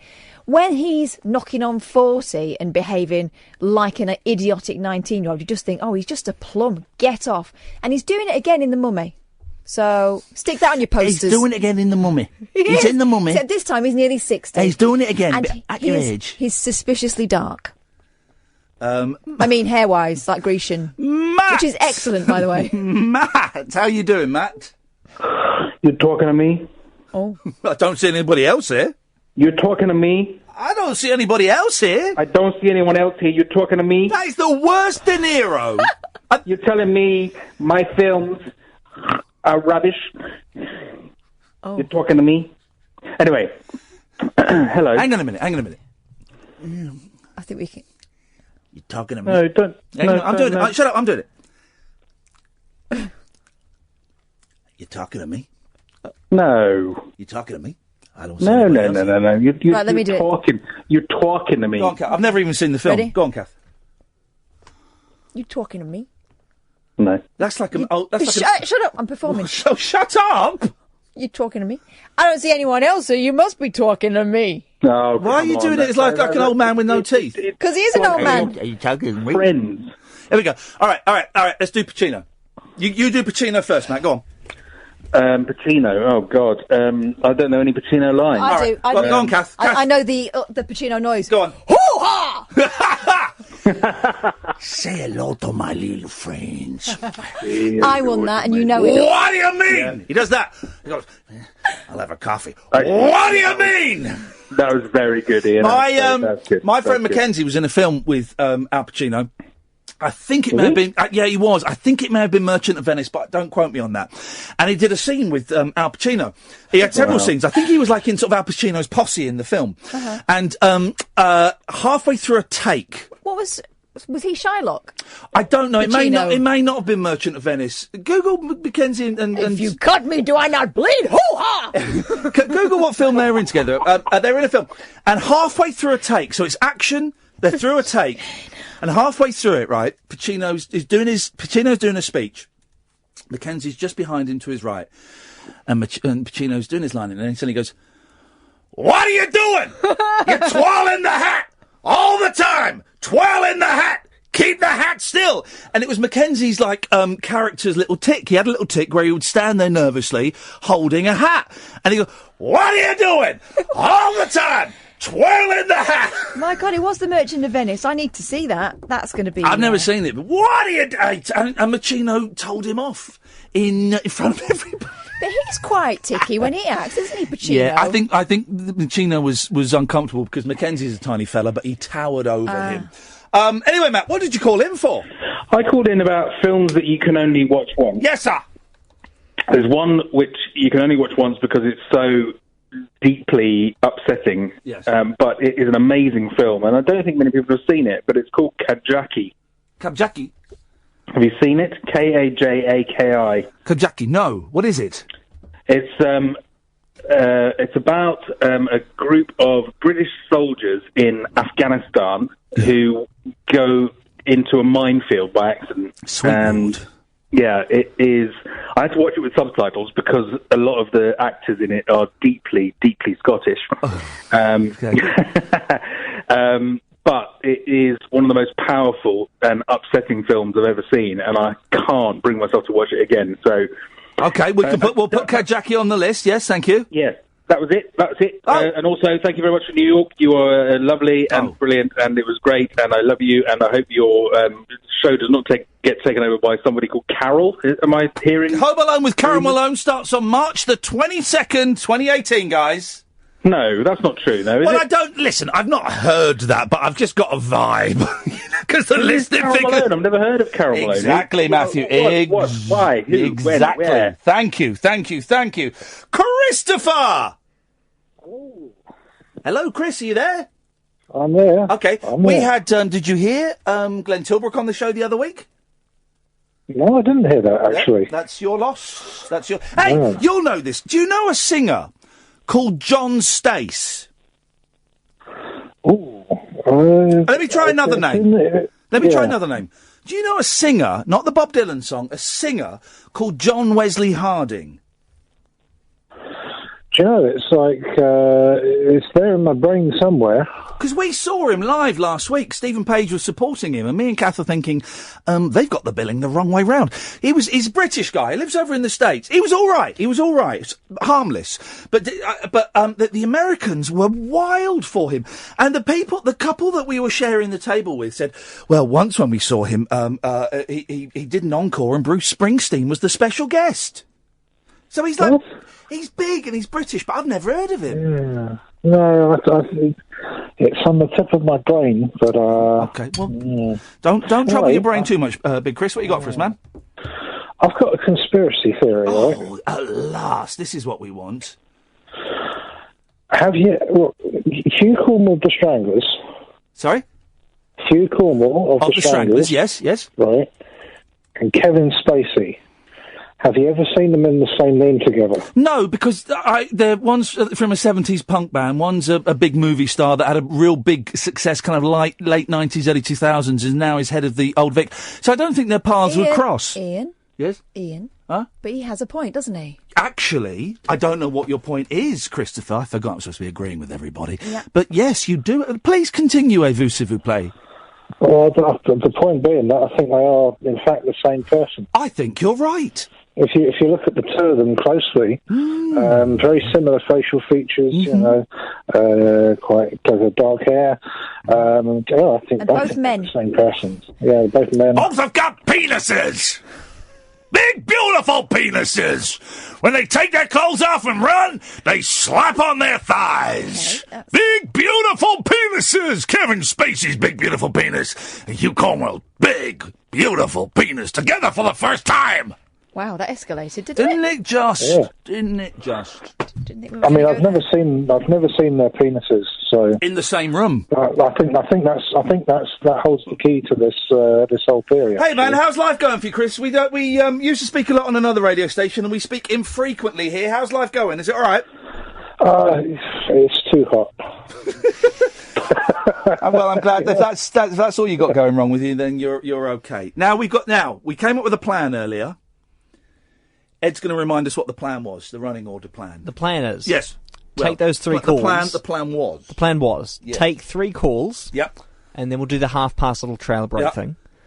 And then we'll play the fraud stuff. Those calls went on longer than I expected. Mm-hmm. Mostly because of you going on about people's private parts. Hey, listen, guys, we've all got penises, men and women. No. Boys and girls, children, babies, dead people. Even Jesus had a penis. Even the Queen's had a penis. So we've all got penises. I'm not embarrassed about my penis. You shouldn't be embarrassed about your penis, I'm embarrassed Catherine. about your Don't penis. be embarrassed about my penis. Don't be embarrassed about your penis. Penises. It's just penises. It's where babies come from. All right? So there's no shame in it. Okay? Right? So you just, penis, get your penis out of my face and all this stuff you were saying when I broke into your hotel room. By accident last week. By accident. I was delusional. I had jet lag. And I thought... Is that what the problem was? Well, it was very cold. You had the air conditioning on full. I had jet lag, and I thought that I was 3 floors up and 5 doors down. I don't know. You know, so you can't... So what I'm saying is, could you please drop that complaint you've made to the boss about sexual harassment? It was a jet lag. Please. Can you just stop saying penis? We'll take the break. We'll talk to Craig. Then we're going to hear from the scammers. Late night Iain Lee. On air and off the leash. On Talk Radio. We have ways of making you talk. Let's be having you, Craig. Evening, Ian. Evening, Kath. Hello. So you're going to have to admit you were wrong yesterday. Yes, I will. Because My Cousin Vinny is a 1990s film. That was yesterday's phone-in, I must interject. He's right, though. It's a 1990s film.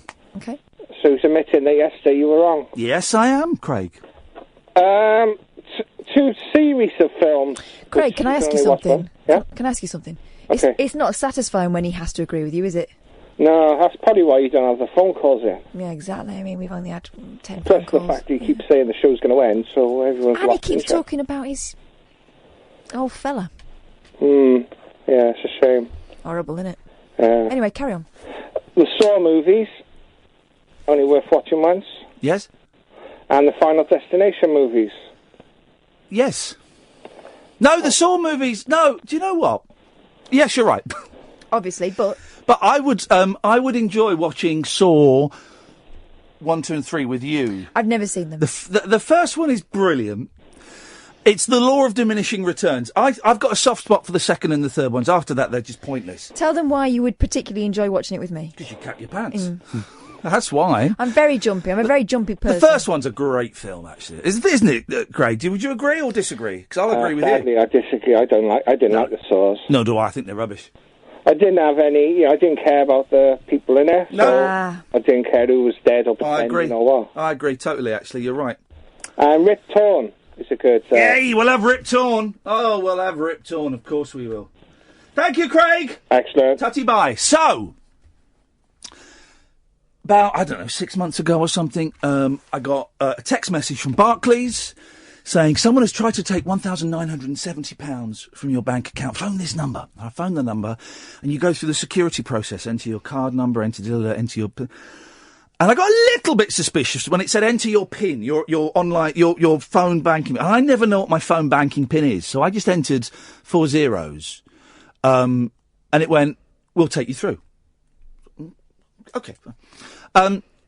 Got talking to a really nice lady, and talking to her about 15 minutes, and I put my card into the PIN centering machine, and I nearly gave her the 8-digit number, bearing in mind she had my name, my address, because I'd given her all this, my name, my address, my bank account number, my date of birth, and I was about to, with all of that information, and if I'd given her the 8 numbers, she could have logged into my bank account, siphoned off all of my £5 savings that's in there. And just as I was about to get the number, I went, I feel a little bit uncomfortable about this. And she got a bit arsey, and I realised it was a scam. And blah, blah, blah, blah, blah. And we came in and we phoned her and we recorded it. You phoned her several times. Several times, yeah. And I've had it a couple of times since, that number, same figure. It's 1,960 or 970, something like that. And I came in to work today early, said hello to James and Ash, and as I was talking to Kath, text came up, went, oh, you won't believe who's just texted me. It's the scammers. Same number, same telephone number to call. And we immediately dove into a recording booth to record. Now, you're going to listen to this. I'm hoping this is the censored version. So am I. Ed, finger near the dump just in case, but I think I got them all. We phoned up, and I had a bit of sport with the lady that answered. And then there were several... This is what happened. Have a listen. OK, so had a text message from the fraudsters again, the Barclays fraudsters. Welcome to Barclays. Here we go. Thanks for responding to our message. Thank you. This is very important and will only take a few moments. OK. Please enter your 6-digit sort code beginning with 20. I'm just going to enter a load of numbers. 1, 2, 3, 4, 5, 6. There we go. Please enter your 8-digit 1, 2, account 3, number. 4, 5, 6, 7, 8. Let me check that. OK. Thanks. Now I need to take you through our security. 1, 2, Please 3, enter- 4. There we go. Sorry. Please hold while I put you through to an advisor. Here we go. Listen to these shameless thieves.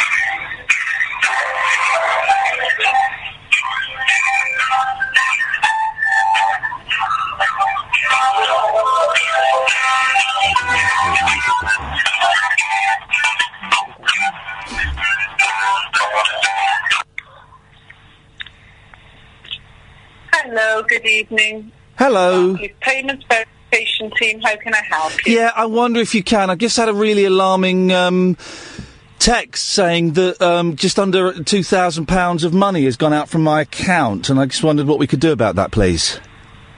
Right, if I can have your name there, please, sir. I'll check today's schedule of system alerts and customers that we've contacted here today. Thank you. Yeah, my name is Iain Lee. L-E-E? That's correct, yeah. Right, thank you, Mr. Lee. Bear with me one moment. Thank you. It's really worrying, isn't it? £2,000 goes. That's will you be able to get it back for me, do you think? Right, I can see, Mr. Lee, we've contacted you here. It's through to the payments verification department here at Barclays. Yeah. And what has happened, Uh-huh. there was an attempted debit card purchase to the Amazon online store for £1,976. Oh, God, no. Security. No, what happened? Oh, this is awful. I can't afford that. We've just had a new baby. I can't afford to lose £2,000. This is terrible. This is awful. I can't afford to lose £2,000. We got the baby and everything. I can't afford to lose £2,000. sorry. I'm so upset. Can we get that money back? No, Mr. Lee, please calm down. If you heard me, it was an attempted debit card. We've just had a new baby, baby Liam, and I can't afford to lose $2,000. What am I going to tell my wife? My wife's going to kill me. Sir, can you help?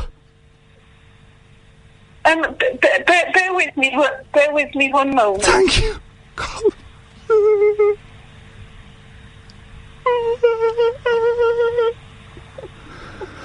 Baby. Right, Mr. Lee, sorry. Could you just repeat that again? We've just had a new baby, and I can't afford to lose £2,000. We're barely making ends meet as it is. Can we get that money back? If you calm down, it was an attempted debit card purchase. Oh, thank and it failed for to be that. verified by Visa.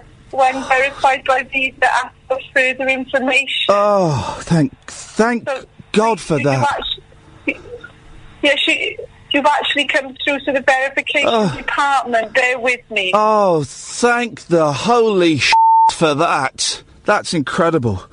Oh, God, thank you. So they haven't got the money?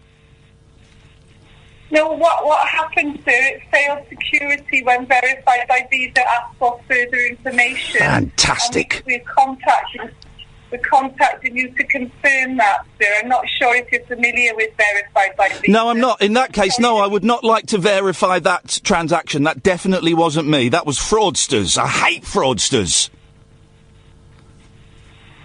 Right, Mr. Lee. What have you got an account with Amazon at all? Yes, I do, yeah. Right, and you've not bought anything from them in the last 24 hours? Well, I bought some, I have bought something from them, but it's a bit embarrassing. Right, no, that's fine. So have you got Butt an plugs. account with them? Yes, I've bought sexual aids from them recently. That wouldn't be that, would it? Can't believe I'm saying this to you. I've bought marital aids. Butt plugs. What was that? I've bought, because since the baby, things in the bedroom department aren't, I can't believe I'm telling you this, but yeah, things haven't been going great in the bedroom department, so my wife and I have bought some marital aids to try, from Amazon, to try and spice things up a bit. That wouldn't be this, would it? What we will need to do is investigate with our security aftercare team. Well, we bought we bought 2 vibrators, some butt plugs, and do you know love beads?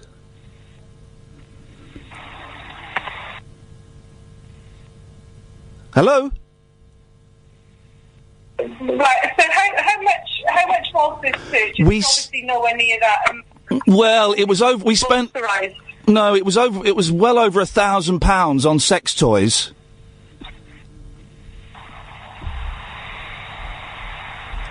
What do you need from me? How can we sort? I can't believe I've told you this. I mean, and this is strictly between us, isn't it? You don't pass this on to anyone. Right. Obviously, you haven't authorised this action. No, I haven't authorised that one. No. Wouldn't spend £2,000 on sex toys. I'm not a pervert. We need to decline this. Okay. And investigate the matter further. Let's do it. We use electronic verification in this department. It's the most secure method of identifying you. Obviously, until we see how much information the love beads are incredible. Yes. And exactly how. Yep. So for that, you'll need your card reader or your mobile app. Got the card reader here. Yeah. One of those for me. Yeah. That's fine. If you could pop your card into the reader, Mr. Lee, and press identify. Popping it in now. Will relay an 8-digit verification number. Identify. It's asking for my PIN. I don't tell you my PIN, do I? No, that's confidential. Okay. So if you enter your PIN and press identify, that will relay an 8-digit Let me just enter that. verification number. 1969. Okie doke. Yep, I've got the 8-digit number. If I could have that, please. Am I supposed to give you the 8-digit number? I thought that I was supposed to keep that a secret. That's an 8-digit verification number, sir. Yeah. I thought I was not supposed to share that with anyone.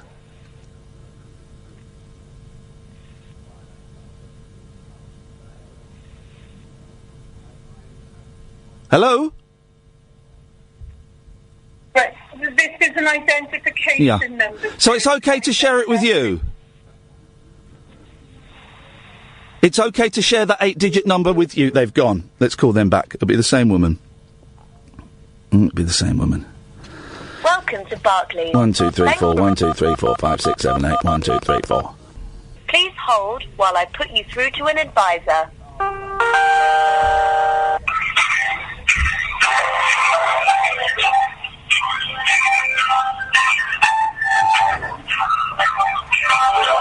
Hello? Hello, good evening. You're through to the Barclays for Making Verification Team. Martin speaking. How can I help? Yes, I wonder if you can help. I've just had a text message saying that someone's taken some money from my account and I'm rather concerned. Okay, can I just take your full names, please? I can check the notes in your phone. Yes, my name is Iain Lee. I was just speaking to one of your... Iain Lee. I was just speaking to one of your female colleagues about love beads and we got cut off. Oh, sorry about that. Iain Lee? Yeah. Just give me 1 second. Yeah. You've been placed on hold. Please wait. Hello?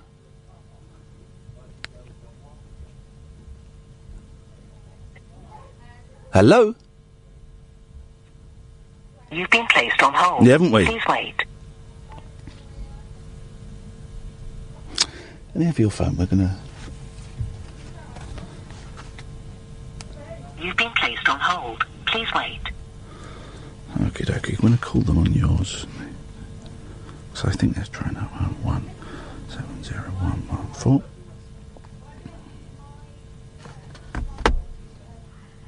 Welcome to Barclays. Thanks for responding to our message.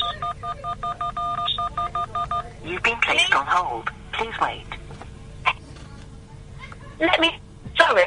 Please hold while I put you through to an advisor. Hello, good evening, Barclays Payments Verification Team. How can I help? Hello, I've just had a text message saying that someone's taken some money out of my account, and I just wanted to check with you and see if there's something you could do, please. Right, if I can have your name there, please, madam. I'll check today's schedule of system alerts and customers that we've contacted here today, and I can help you further. Okay, yeah, it's Kelly Betts. That B-E-T-T-S? Yes, yeah, that's right. Right, thank you, Ms. Betts. 1 moment. I'll just check today's schedule. It'll take me a moment or two. I'll just put you on a hold there. You've been placed on hold. Please wait.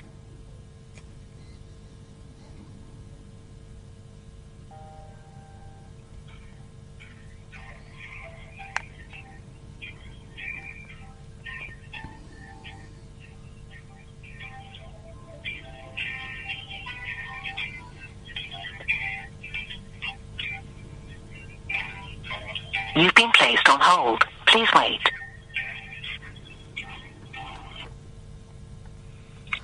Hello, good evening. You're through to the Barclays Payment Verification Team. Martin speaking. How can I help you? Hello, Martin. You're live on Talk Radio. How do you sleep at night, you thieving little... You've been placed on hold. Please wait. Welcome to Barclays. Thanks for responding to our message. I hung up there. Please hold while I put you through to an advisor.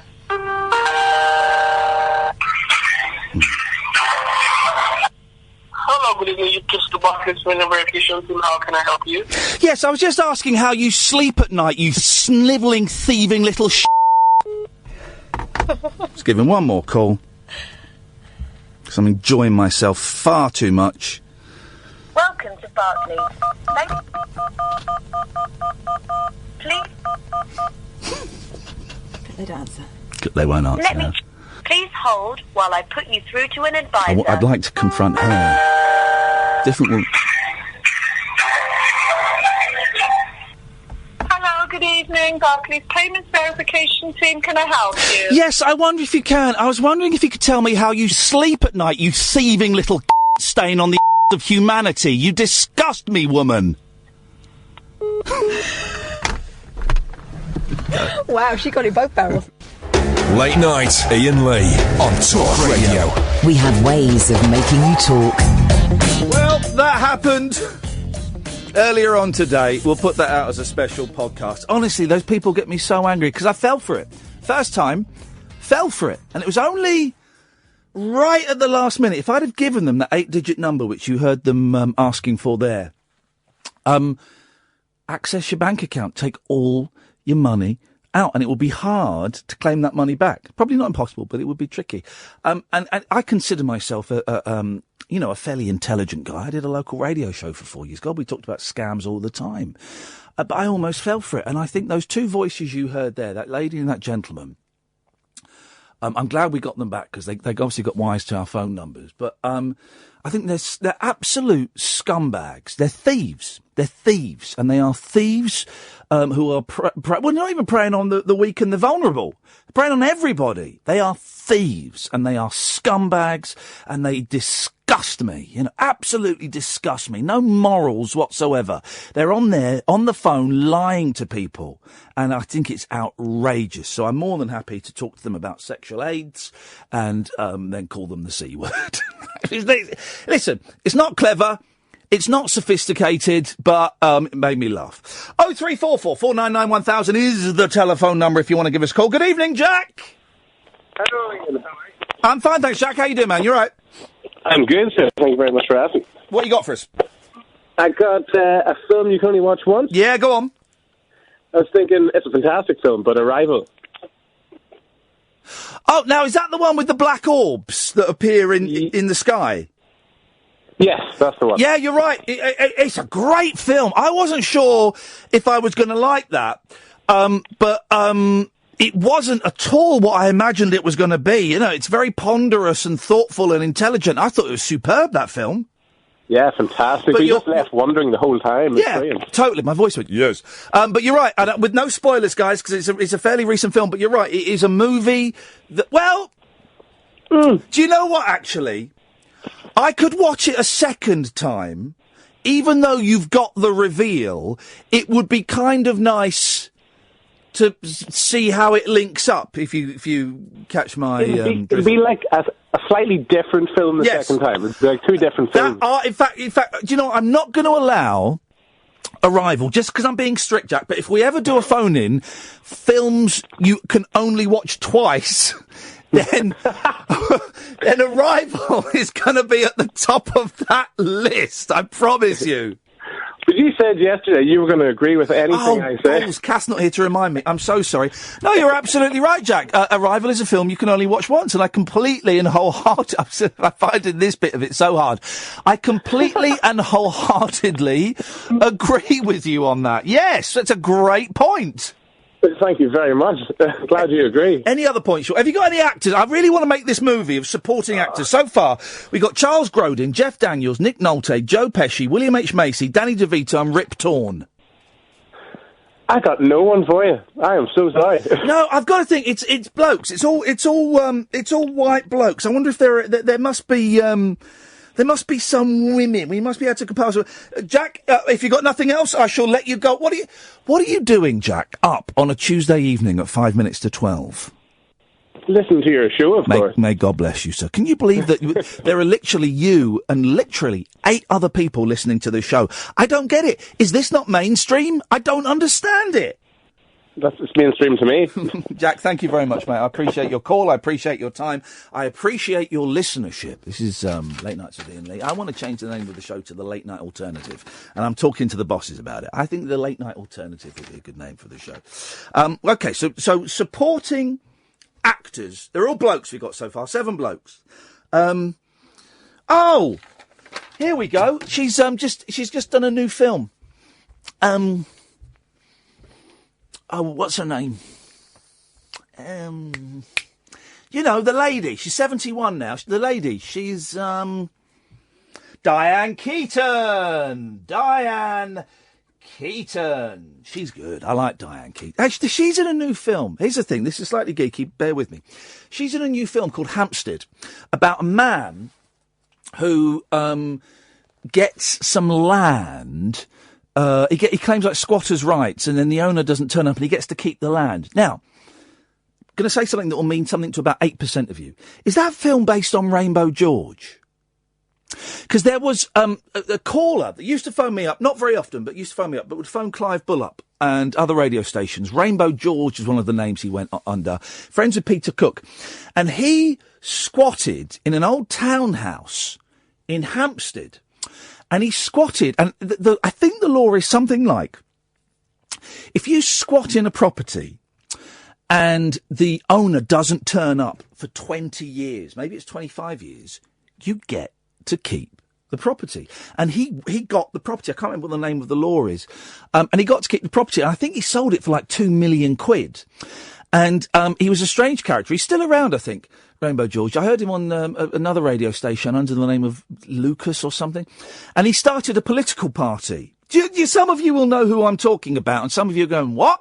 But one of those wonderful characters that used to inhabit, and I'm trying to tempt all these people out, but used to inhabit late night radio. And when I say character, I mean a proper, interesting, British eccentric. Had some very unusual ideas about politics, very unusual ideas about property, and was really good friends with Peter Cook. Peter Cook used to go around his house and get steaming drunk, and Rainbow George constantly had a cassette recorder running in his house. Clive Bull went to his house once, he told me, and there were just piles of cassettes, just everywhere, literally. He said, piles of cassettes everywhere.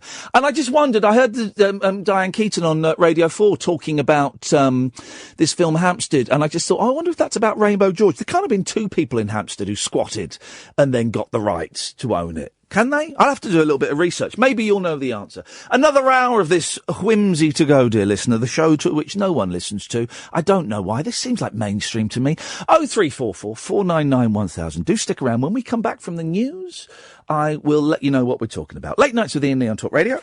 Talk Radio. Hey, thanks for all the kind words on Twitter about that scamming phone call. I'm glad you enjoyed it. 0344 499 1000. You can watch on Periscope, by the way. If you go to periscope.tv, is it? /Iain Lee.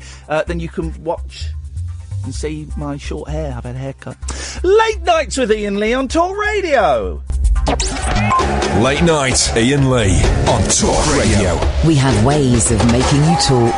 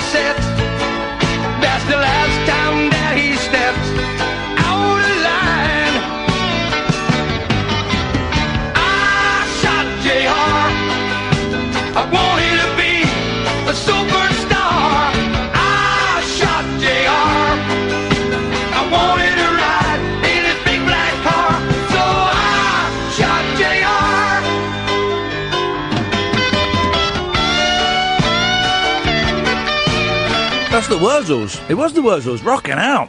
Absolutely rocking out. It was a big hit. Wow. It's the Wurzels. I've never heard that before, but I am significantly younger than you. You are.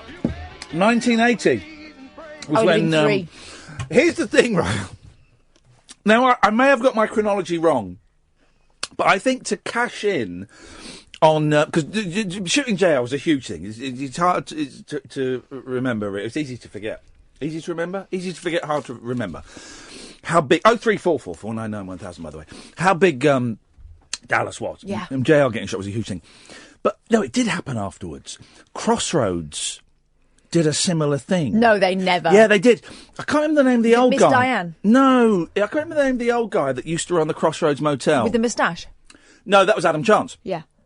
Who was a slimy little SH1T. No, there was an old guy with grey hair. He may have been Meg Mortimer's husband. I don't know. But I used to like him. I used to remind me of my granddad. In the way that when you're 6 and 7, people on TV take on a strange kind of relationship with you. I know what you mean. He got killed. I remember watching. He got killed. He got shot or killed or something. And it was the most.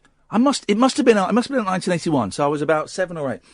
It was the most horrific thing I had ever seen, and I was terrified. Of this, I can't remember the guy's name. Shuey McPhee was in it, of course. The chef. Benny, the British Mike Nesmith. Miss Diane, I've done a white wee-wee. No, he never said that. Yes, I'm sure he did. Miss Diane, the local bike. And then there was, who was the Oh, it's spat chocolate. There was, like the Dappy couple. They were like the Brian and Gail Tilsley of it. She had a bit of a bowl cut and he was thick. I barely remember it. It was strange, Crossroads, strange old show. There was Sandy in the wheelchair. Remember Sandy? Just about. It's supposed to be in Birmingham. It was in Birmingham. It was at a motel, Crossroads Motel in Birmingham. And, it was, there was a guy in it called J.R. I'm going to say J.R. Hartley, but of course it wasn't. No. It was a man who was J.R. something, and he was going to buy the hotel, and J.R. People call him J.R. and he was a bit of a dick. But Crossroads was strange, and they got rid of it, and then of course they tried to bring it back, which is always the worst thing you can do with those things. Just let them be. El Dorado. Well, wouldn't it be great? That was peak soap. Wouldn't it? Marcus. And then there was Blake. She used to hate him, didn't she? It would be nice. This is what would be nice, right? They should do. We talked about this with Brookside. They should do one-offs. Mm-hmm. One-off on Brookside, one-off El Dorado, one-off of Albion Market, one-off of Crossroads. My neighbour, yeah, when we still lived in Manchester, nice cup of tea, was a carpenter. Slurping. What, Richard or Karen? No, Derek. And he was their lesser talented brother. An actual carpenter. And he worked on the set for the Albion Market at Granada. And I remember him bringing me back loads of sweets. Yeah. Slightly like...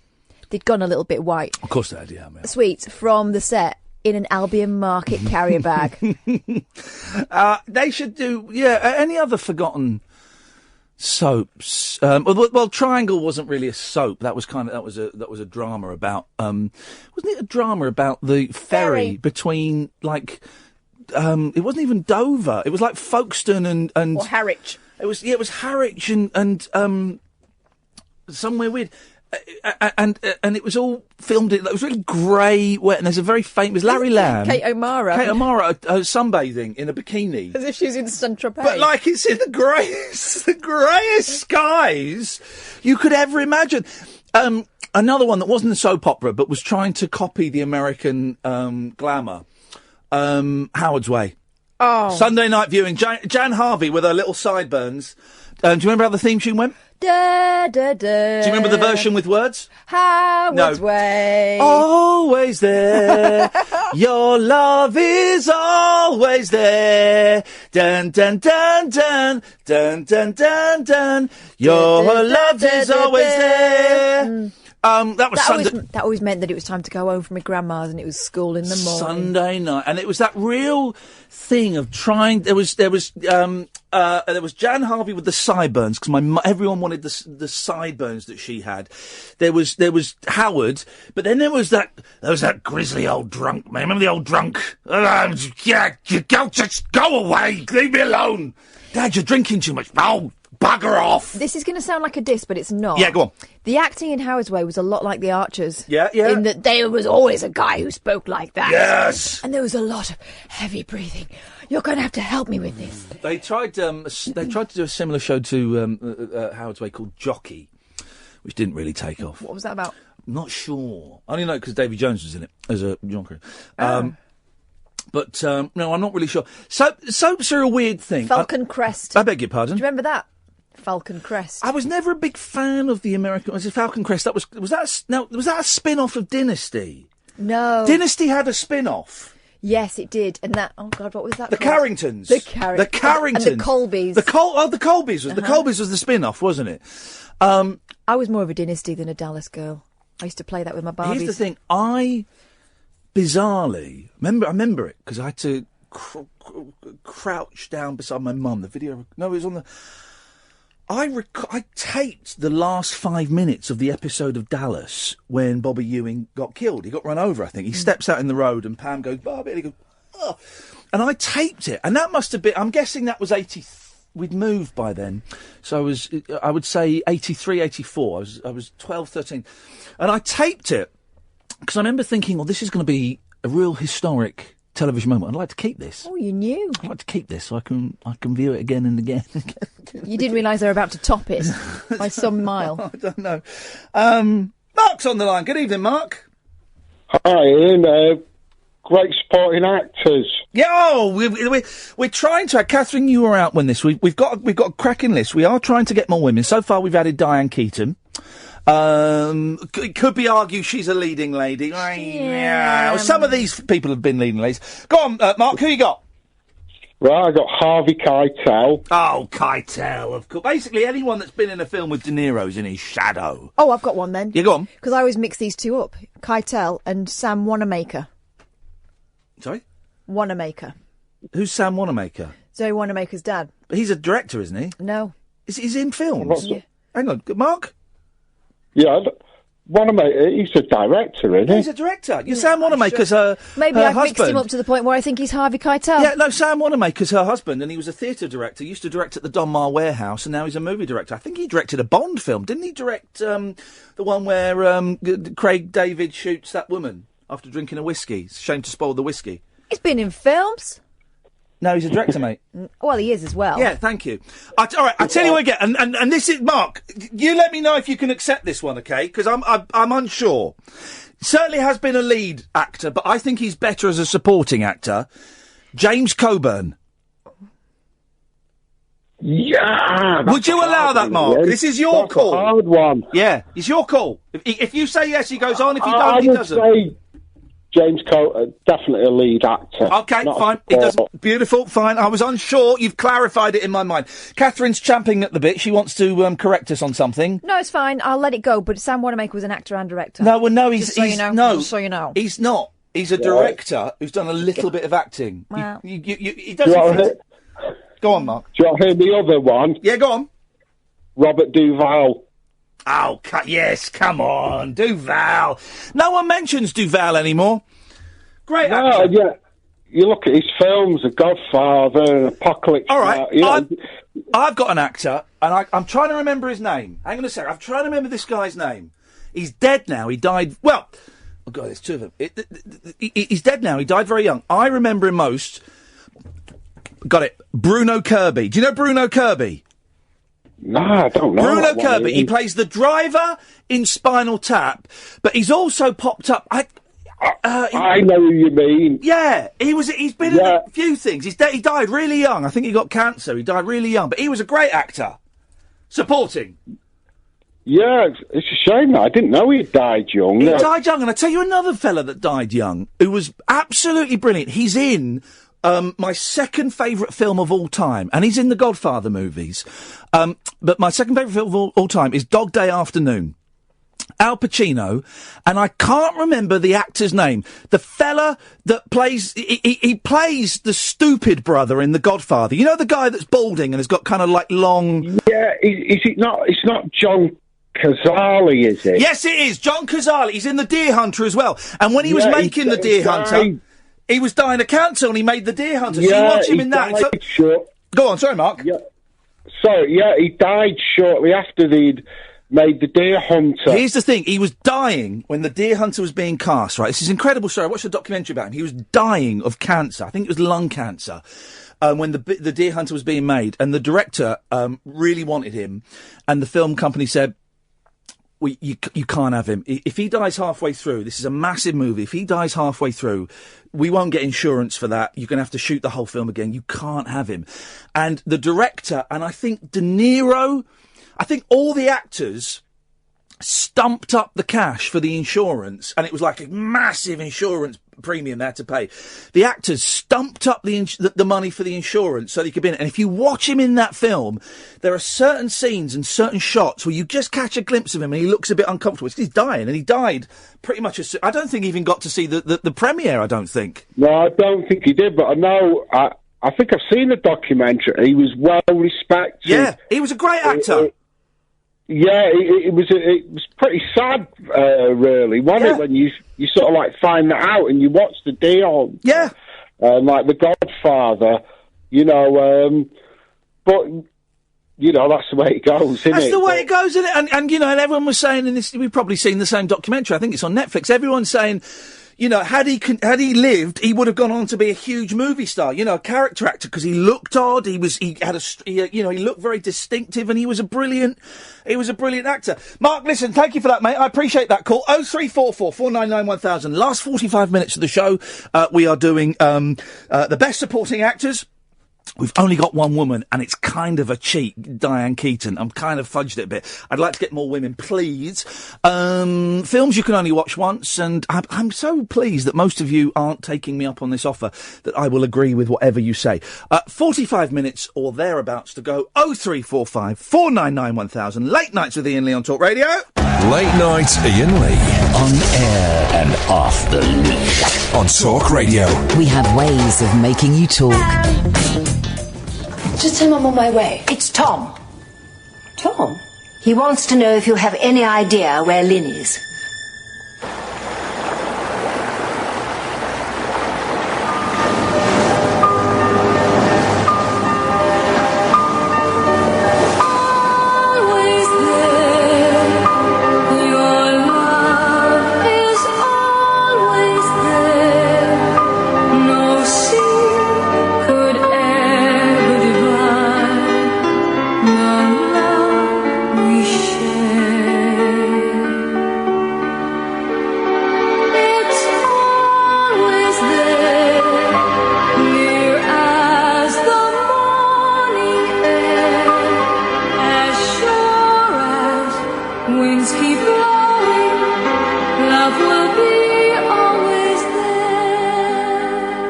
That bit there, it's Marty Webb.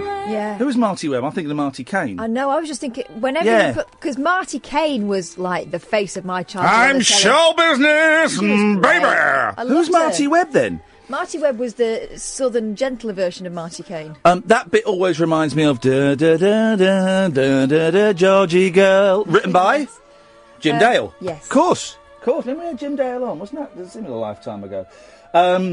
Sam Mendes is the director, married to Kate Winslet. Waterstones Uxbridge. Not anymore.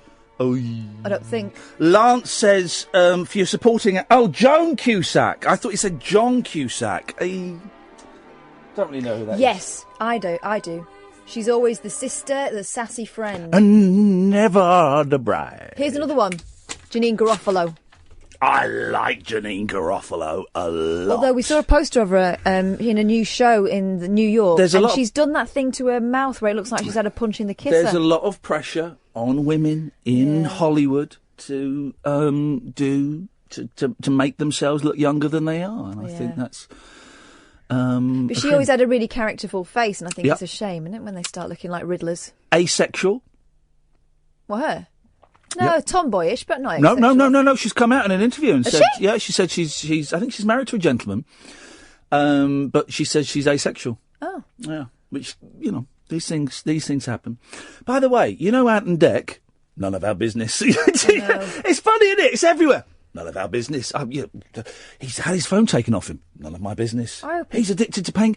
None of my business. It's none of my business. It's not. I don't understand, and I know that the Sun are kind of leader.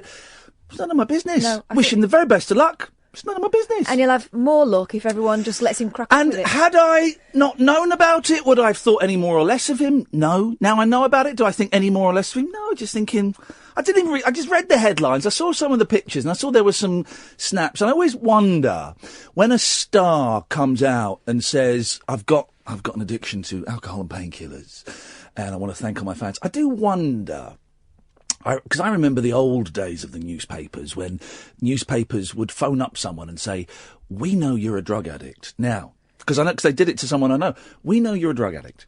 We can do this one of two ways. You can either come and we can take the picture and you can talk about your drug hell, or we'll out you. Or even worse, I remember, in the days when we know you're a homosexual. Now, we can deal with this two ways. You can either come in the paper and talk about your gay sex shame, or we can out you.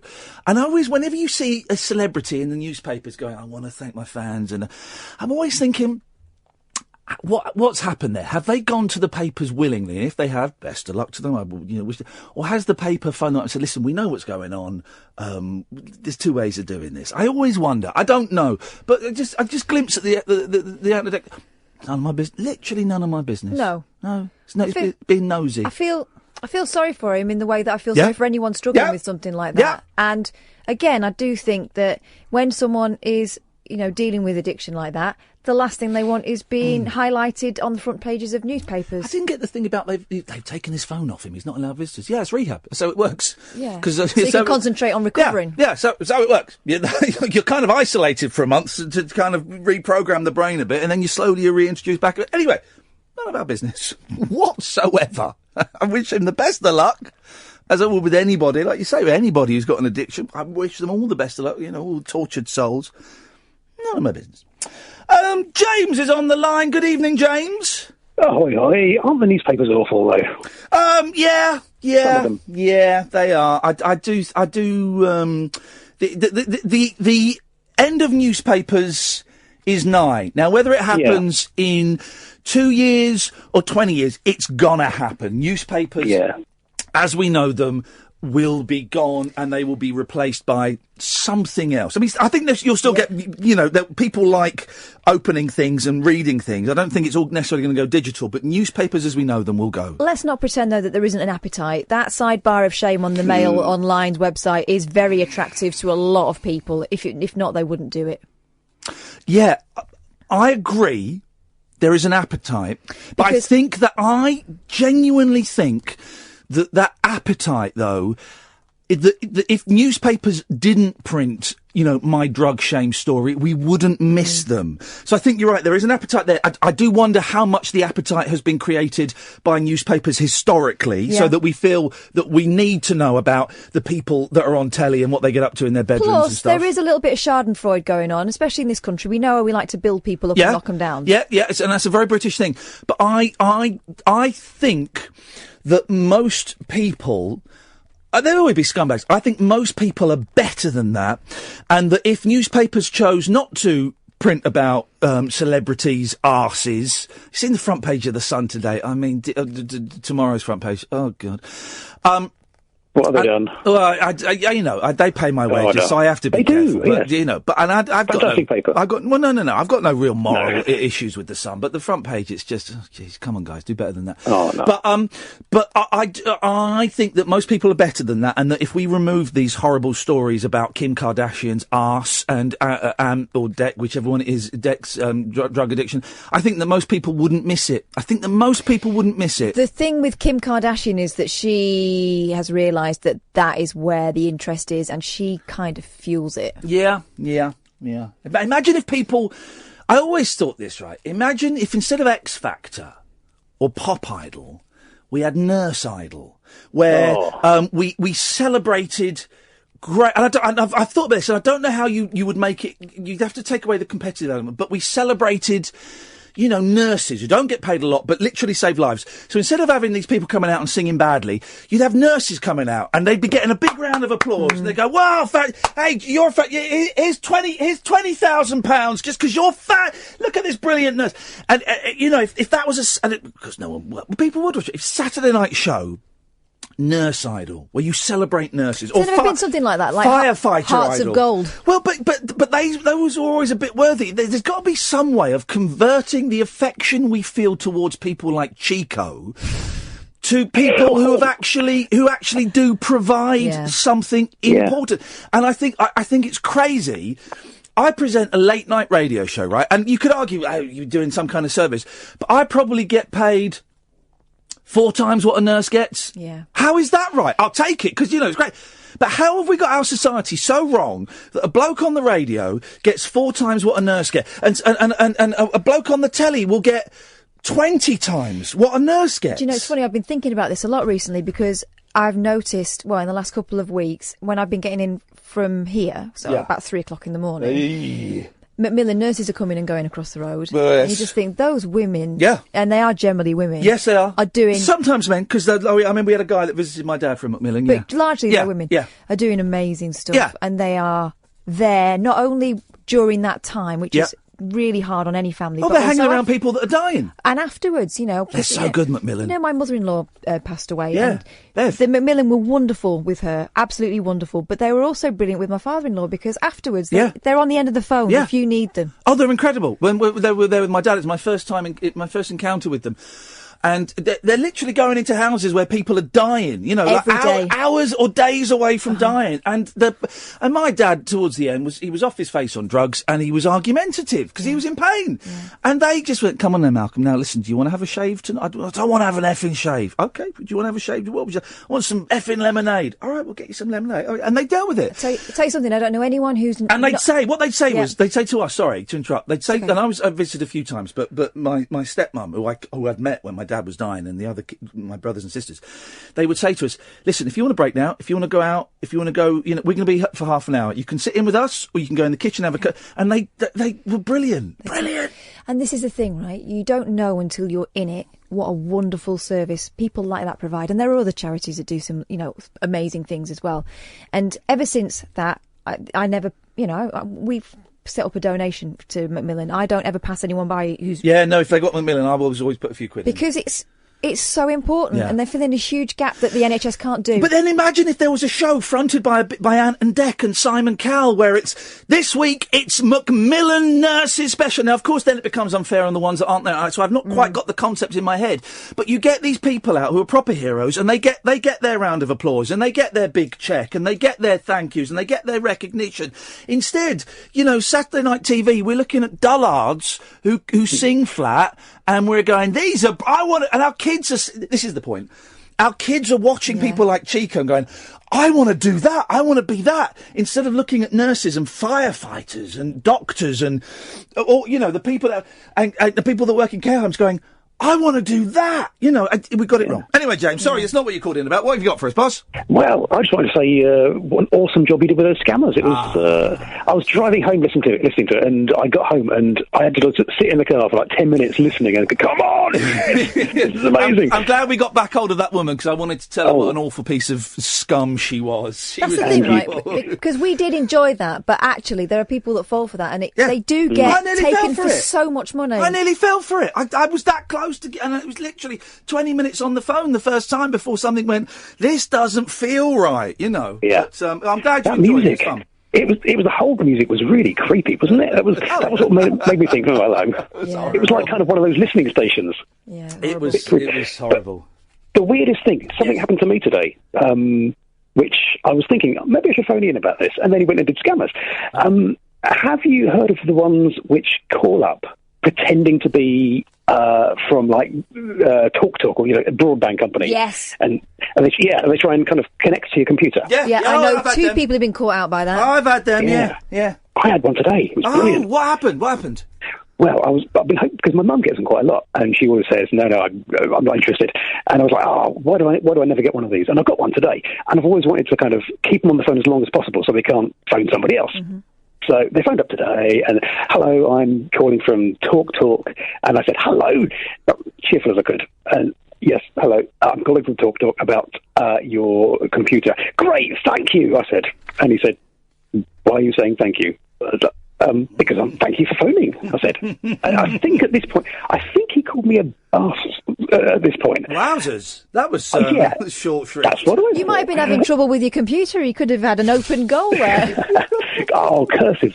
And so we kind of went on the usual business. Are you sitting near your computer? I said, yes. I was hoovering at the time, but I said, yes. Yeah. And he said, okay, can you just turn it on?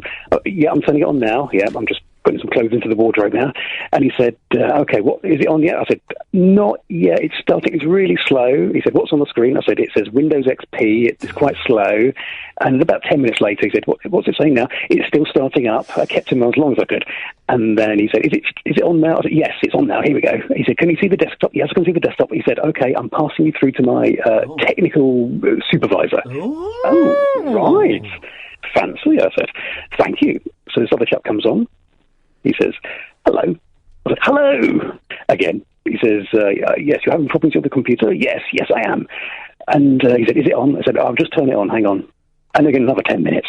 And then eventually I said, yes, okay, we've got it on desktop. He said, can you see the CTRL button? I said, yes, I can see that. He said, what's next to it? I said, next to the C, there's a V, and then next to the T, there's a Y, and next to the R, there's a T, and he said, no, the CTRL button. I said, yeah, next to the C, there's a V. It went on for about another 10 minutes. And eventually, he said to me, now, this is a bit sweary. Uh-oh. He said, I can see you. What I said, the heck? Yeah. He said, I can see you. I said, can you? He said, yes. You look like a piece of Whoa! I know. Oh, handbag. Madam! I know, right? I know. I don't know how he could see me because I was putting the washing machine at the time. Hey, so what's the door that? got wet. Listen, and I know it's bad. We've got to go to a break in a minute, right? But I know it's bad. But everyone says, oh, yeah, there's websites on the dark web, right? Where if you log into it, right, you can look through people's webcams on their computer, right? And you can watch them doing bare rude stuff. I've never been able to find any of those websites. Where is the website on the dark web that lets me hack into people's webcams so I can watch people doing bare rude stuff? Have you tried www.imamassivepervert.com? I will Google it in a minute. Thank you, James. 0344 499 1000. Pat's coming up next. Late night, Iain Lee on Talk Radio. We have ways of making you talk. Here we go. We're Monday to Friday, 10 o'clock at night till 1 o'clock in the morning. It's the late night alternative, really. You listen to all the other radio stations and this time of night, and it's the usual suspects. And tonight here, anything goes, and it goes here any night, Monday to Friday. Imagine if I did a show 6 days a week. No, that's not humanly possible. I believe that with the right vitamins, I could do a 6th show a week. Maybe not here, maybe on another station. I don't know. I just feel I could do it. I don't think that 15 hours broadcasting a week is enough. I reckon 18 would be enough. I reckon. That was you. That was you. It was you. Hey. Let's go to the ladies' favourite, Pat. Hi. Isn't it weird, right, that Cuss said massive pervert and then I'm here? Well... Yes, I have to agree. I have to agree with you, Pat. Yes, it's weird. Oh, I've missed you and Cass. I missed you. Have you? Yeah, terribly. Ed, I've asked Ed if he will retract his. He had a conversation with the police about. Apparently, you kept turning up at the station doors trying to get in. Well, he said that he sent me a pass, and I thought it must have been it must have got lost. So I thought if I just turn up. Yeah, no, and I'm trying to talk him out of him pressing charges, but it's so far it's been unsuccessful. We'll see how that goes, Pat. I didn't mean it to hang out, Ian. It was an accident. These things happen, Pat. These things happen. We've all been there. I have very loose zippers. But now you're back. Can I come in? No. Okay. No. You know you were talking about scammers. Yeah. This is a true story, and don't worry, it's not vulgar. Well, that doesn't fill me with a whole lot of confidence, Pat, because I don't know if you know.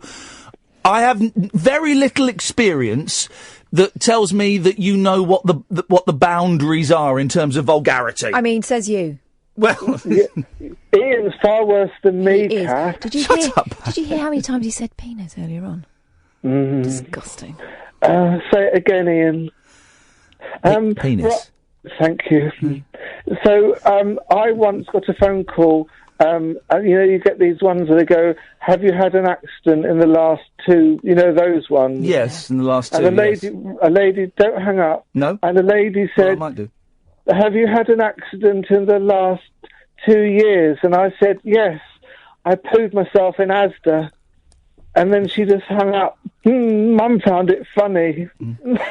What, Mum found it funny at the time when you did it? Or during the phone call? Yeah, well, during, she was next to me, and then after she lolled for about 5 minutes. Ian, can I say something?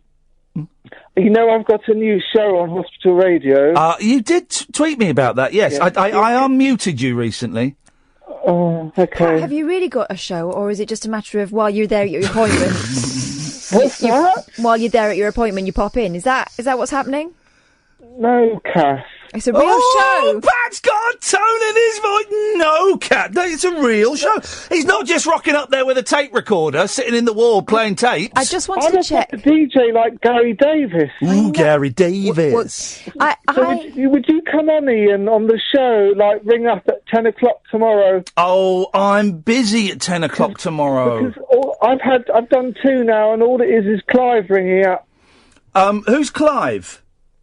Oh, you know, the one that I've met from here. I've met him on, from your show and on The Twitter. thing is, the thing about Clive is, I think he is a thoroughly unpleasant, horrible, obnoxious. I think he's a pervert. Well, he sold me a signed photo of Duncan Goodhue, and it was Yul Brynner. Oh. He's a con man. Well, he is a con man. We sort of became friendly on Twitter, and I said, you should ring in, and all he does is just ring up and talk about Rudy things. Clive, is this true? Huh? No, it's not true at all. He's making it. Why are you sexually harassing Pat? Why are you ringing up as well? This is my time. I was put through. I was waiting for you to finish your lies. I'm sat in hospital recovering from major surgery on me. On what? Me prostate's gone wrong. You what? And me prostate's gone wrong. Oh dear. And Ian, get him off. No. What happened? What's happened to your prostate?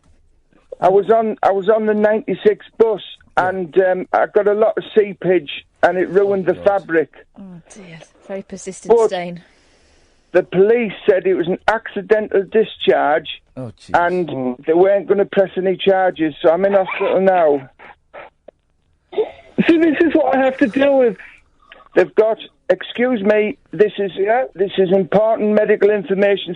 This could save someone's bus seat or their life. All right, get to the point, because I'm really I really don't want this to be played out on my show. Well, I've had pus sent to the Los Angeles Centre for Disease Control today. The Los Angeles Centre for Disease Control. I've had seepage from me gentlemen's downstairs. Oh, for God's sake. Ian, can you dump him off the call? To the tropical...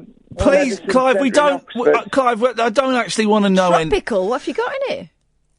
Me manly fluids have gone to the infectious diseases. No, I don't want to know this. Ian, this is my time. Well, it's my life and death. Yeah, Clive. This is life and death.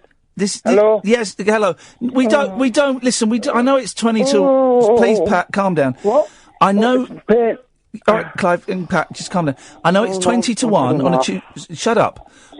Me pet. What is that?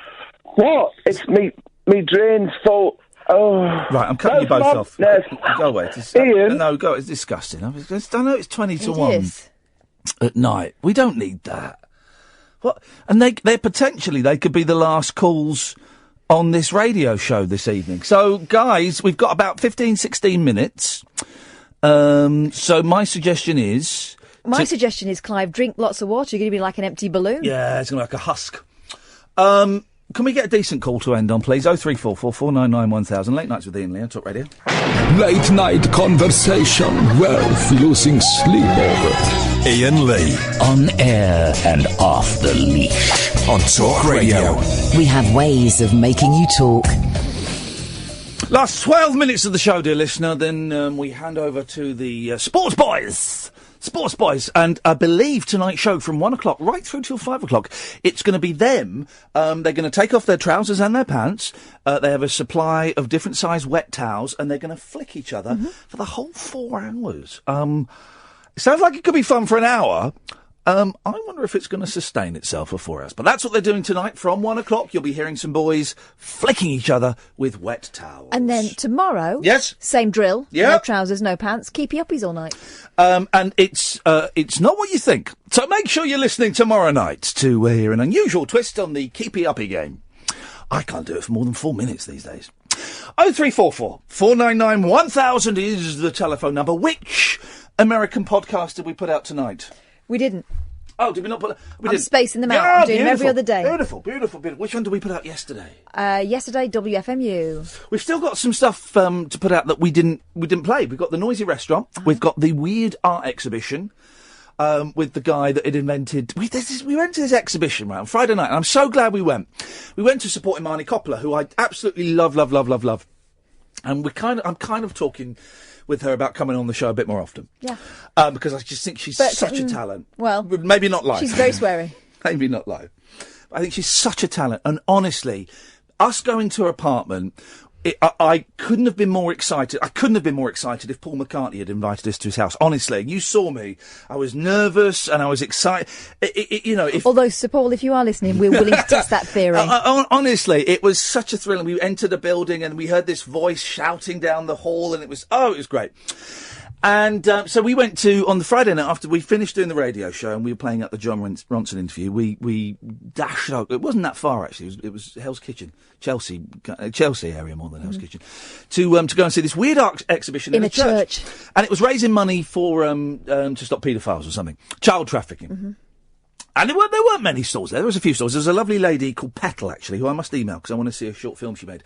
And she was making soap. This is the kind of thing it was. She was selling soaps because she wanted to make films. And she made one film that she'd done all by herself and had funded it. And she wanted to raise money. Instead of going on a crowdsourcing website or GoFundMe or whatever it is, she was making stuff and selling stuff. And I had a really nice chat with her. Really lovely lady. And there was some bullshit in there as well. But then, and Marnie was really pleased to see us. We met some of her friends. That was nice, wasn't it? Really nice. And then we'd seen a guy. That was you. That was you. Okay. Then we saw a guy. Me and Kath walked past him. And there's about 8 stalls there. We left before the bikini.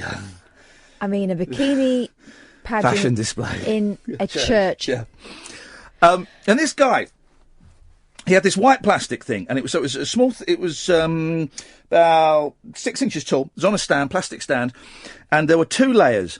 And on the first layer, there were the circles you get to blow bubbles. I was just thinking that. Yeah, circles. There was about 12 of those, slightly bigger, and in the second layer, they were slightly smaller. There was about 6 of them, so it looked like a cake tray with different layers, but instead of having actual flat surfaces, it had things like that you blow prongs bubbles with loops in. And we walked past him, and he was balancing a banana and... Yeah, he kind of slotted a banana through one of the holes. And an orange. Point downwards. And an orange was sitting in another one of the holes. And we thought he was joking. I thought he was taking the mick. Well, we wonder whether it was some sort of installation. Yeah. Because, we've been to the Tate, and we've seen people spending a lot of time looking at a shower head. So it would appear anything goes. And then Imani, who is much more forthright than we are, went over and went, "What the hell is this?" And we got talking to him, and he was an inventor, and it was a fruit stand. And I said to him, why are you trying to drive fruit bowls out of business? What have you got to get? And we filmed some of it, yes. So we'll be able to we'll edit that. I've got the audio on it. It was on my camera. Yeah. I'll edit that. Maybe we'll put the film up towards the end of the week. And then he showed us a video where actually it looked quite impressive. Well, look, if you put loads of different shaped fruit, like there were strawberries in some of the smaller loops, and in the bigger ones, there were peaches and things. And when it had a load of fruit in it, it looked like quite a nice display. But with just one sad banana and an orange on it, we were pathetic. We were quizzical. Trying to find my wallet must be out there because I've got his card. I said we get him on the show. But he was serious. He was a lovely bloke. And another thing he'd invented was a T-shirt with a hole in it, about just below the nipple. It was a hole in it, and you put your headphones through there, so your headphones came out of your T-shirt. Yeah, so rather than having to sort of loop, if you go for a run or whatever, I just about remember what it was like. Yeah. You kind of have to, you've got your iPod in your back pocket, or in your front pocket, and then you kind of have to thread the wire up, don't you, up your top? Yeah. And you have it coming out the neck. Well, this completely gets around that Yeah. problem that we've all been worrying about. He was a nice guy. I don't think we'll get him on the show, but we will hear the audio of that at some point. I don't know. But you know what? It's people like that make the world go round. Well, no, Well, I think we'd be all right without them. No. What, crap inventors? I find it really interesting. Oh, I found it interesting. Like He was a nice Karatekas guy. Potts. Who's he? Around the World in 80 Days? No. That's Phileas Chitty Fogg. Bang Bang, Chitty Bang Bang. Oh, Toot Sweets. Toot Sweets, and that's it's only in recent times I've realised You that can get Toot no, that Toot Sweets is a joke. Wow. It's a pun. It's not very funny, is it? No, but it's a pun. Toot Sweet. As in Toot Sweet. What does that mean? Go quick. Straight away. Straight away. So Toot Sweets is a joke. The thing about the Chitty Chitty Bang Bang, it's too long. Yeah. There's about 35 minutes in it in the middle. If you took that Also- 35 minutes out, you got yourself a cracking movie. Baron Bonverst, whatever his name is. Yeah. And his wife. Yeah. Bit kinky, aren't they? Do you know, we started watching it a while ago, and I think the boys got bored, as I did. Well, now, the thing is, right, when I was a kid watching a movie, you got bored. Well, there was nothing else to do. You couldn't turn over. You couldn't pause it. You couldn't... So you just go, this film's boring. But I might as well just sit here and watch a boring film. So you'd sit and watch, Chitty Chitty Bang Bang, and films that are actually quite slow and tedious. But nowadays, you pause it, you fast forward it, you go and you turn over, you get something else on Netflix. It's like the beginning of Charlie and the Chocolate Factory. Boring. Yeah, it is boring until he comes out the factory and he does the rollover. Yeah. Then it gets. I'll tell you the most boring part of that film. Yeah. You get blue like everyone. I don't know that bit. But me and Grandpa Joe. When the bit where the mum is watching Charlie all disappointed, and it goes on for about 5 minutes of her singing this bloody awful song, while for some reason using a great big wooden spoon to stir the laundry. But fair play, it does kick off with the Candyman. That bit's brilliant. You know who wrote all the songs for that? Anthony Newley. Oh. Anthony Newley did the whole soundtrack for that. Strange song. Anthony Newley, there's a strange character. He's a very strange man. Very strange Married man. to Joan Collins. Mate, well, he started off as a pop singer. Paul Ross knows more about him than me. Started off as a pop Isn't singer. Danny Baker into Anthony Danny Newley? Baker's big into him. Started off as a pop singer. What was his pop single? It was, Come Outside. No, that wasn't him. He used to sing like that, didn't he? He used to sing like David Bowie. David Bowie modelled himself on Anthony Newley. That's true. His song was, it's a cracking song. Let's see if we can end on it. Hang on a minute. It's about strawberries. Anthony Newley. What kind of fool am I? Strawberry Fair. Here we go. What time are we out? 56. Oh, I can do this. Don't take that call, because we're going to end on Anthony Newley. Hang on a minute. Why are you out of breath? You're on the Archers. No, because I've just come in from the farm. One of the pigs is in labour, but it looks like it's a breech birth. Can we get the vet on the line? Yes. Once you've helped me out with this laundry. Here we go. Let's end with this. This should take us up nicely. Here we go. Ripe strawberries. As I was going to Strawberry Fair, singing buttercups and daisies, I met a maiden selling her wares, folded D. Her eyes were blue and she was fair, and she rode on a donkey to Strawberry Fair. Rifle, rifle, told a riddle-ido. Rifle, rifle, told a riddle-dee. Would you like to pick from my basket, she said, singing buttercups and daisies. My cherries ripe or my roses red, folded D. You can take a handful, I don't care, as I go on to Strawberry Fair. Rifle, rifle, told a riddle-ido. Rifle, rifle, told a riddle-dee. So I said to this bird, your cherries soon will go mouldy and bad. Singing buttercups and what's it? Your roses wither and look all sad. Fold a D. Now it's not to buy such perishing ware that I am slogging it to Strawberry Fair. Oh, rifle, rifle, come and get an earful. Rifle, rifle, told a riddle-dee. I told her straight, I want a girl with a generous heart. Singing buttercups and new jars without a tongue that is wicked or smart. Fold a D. and an honest mind, but these are rare. I doubt if I'll find them at this crummy old bear. Rifle, rifle, take with the light. Rifle, well, you know the rest, don't you? So I put it to her straight. Now, in return for these virtues, I swear, knees up, come on at the knees up. I'll give you a ring for your finger, my dear. Bold D. So make me your partner and give me a share in church today at Strawberry Fair. Now, rifle, rifle, take with the light. Rifle, rifle.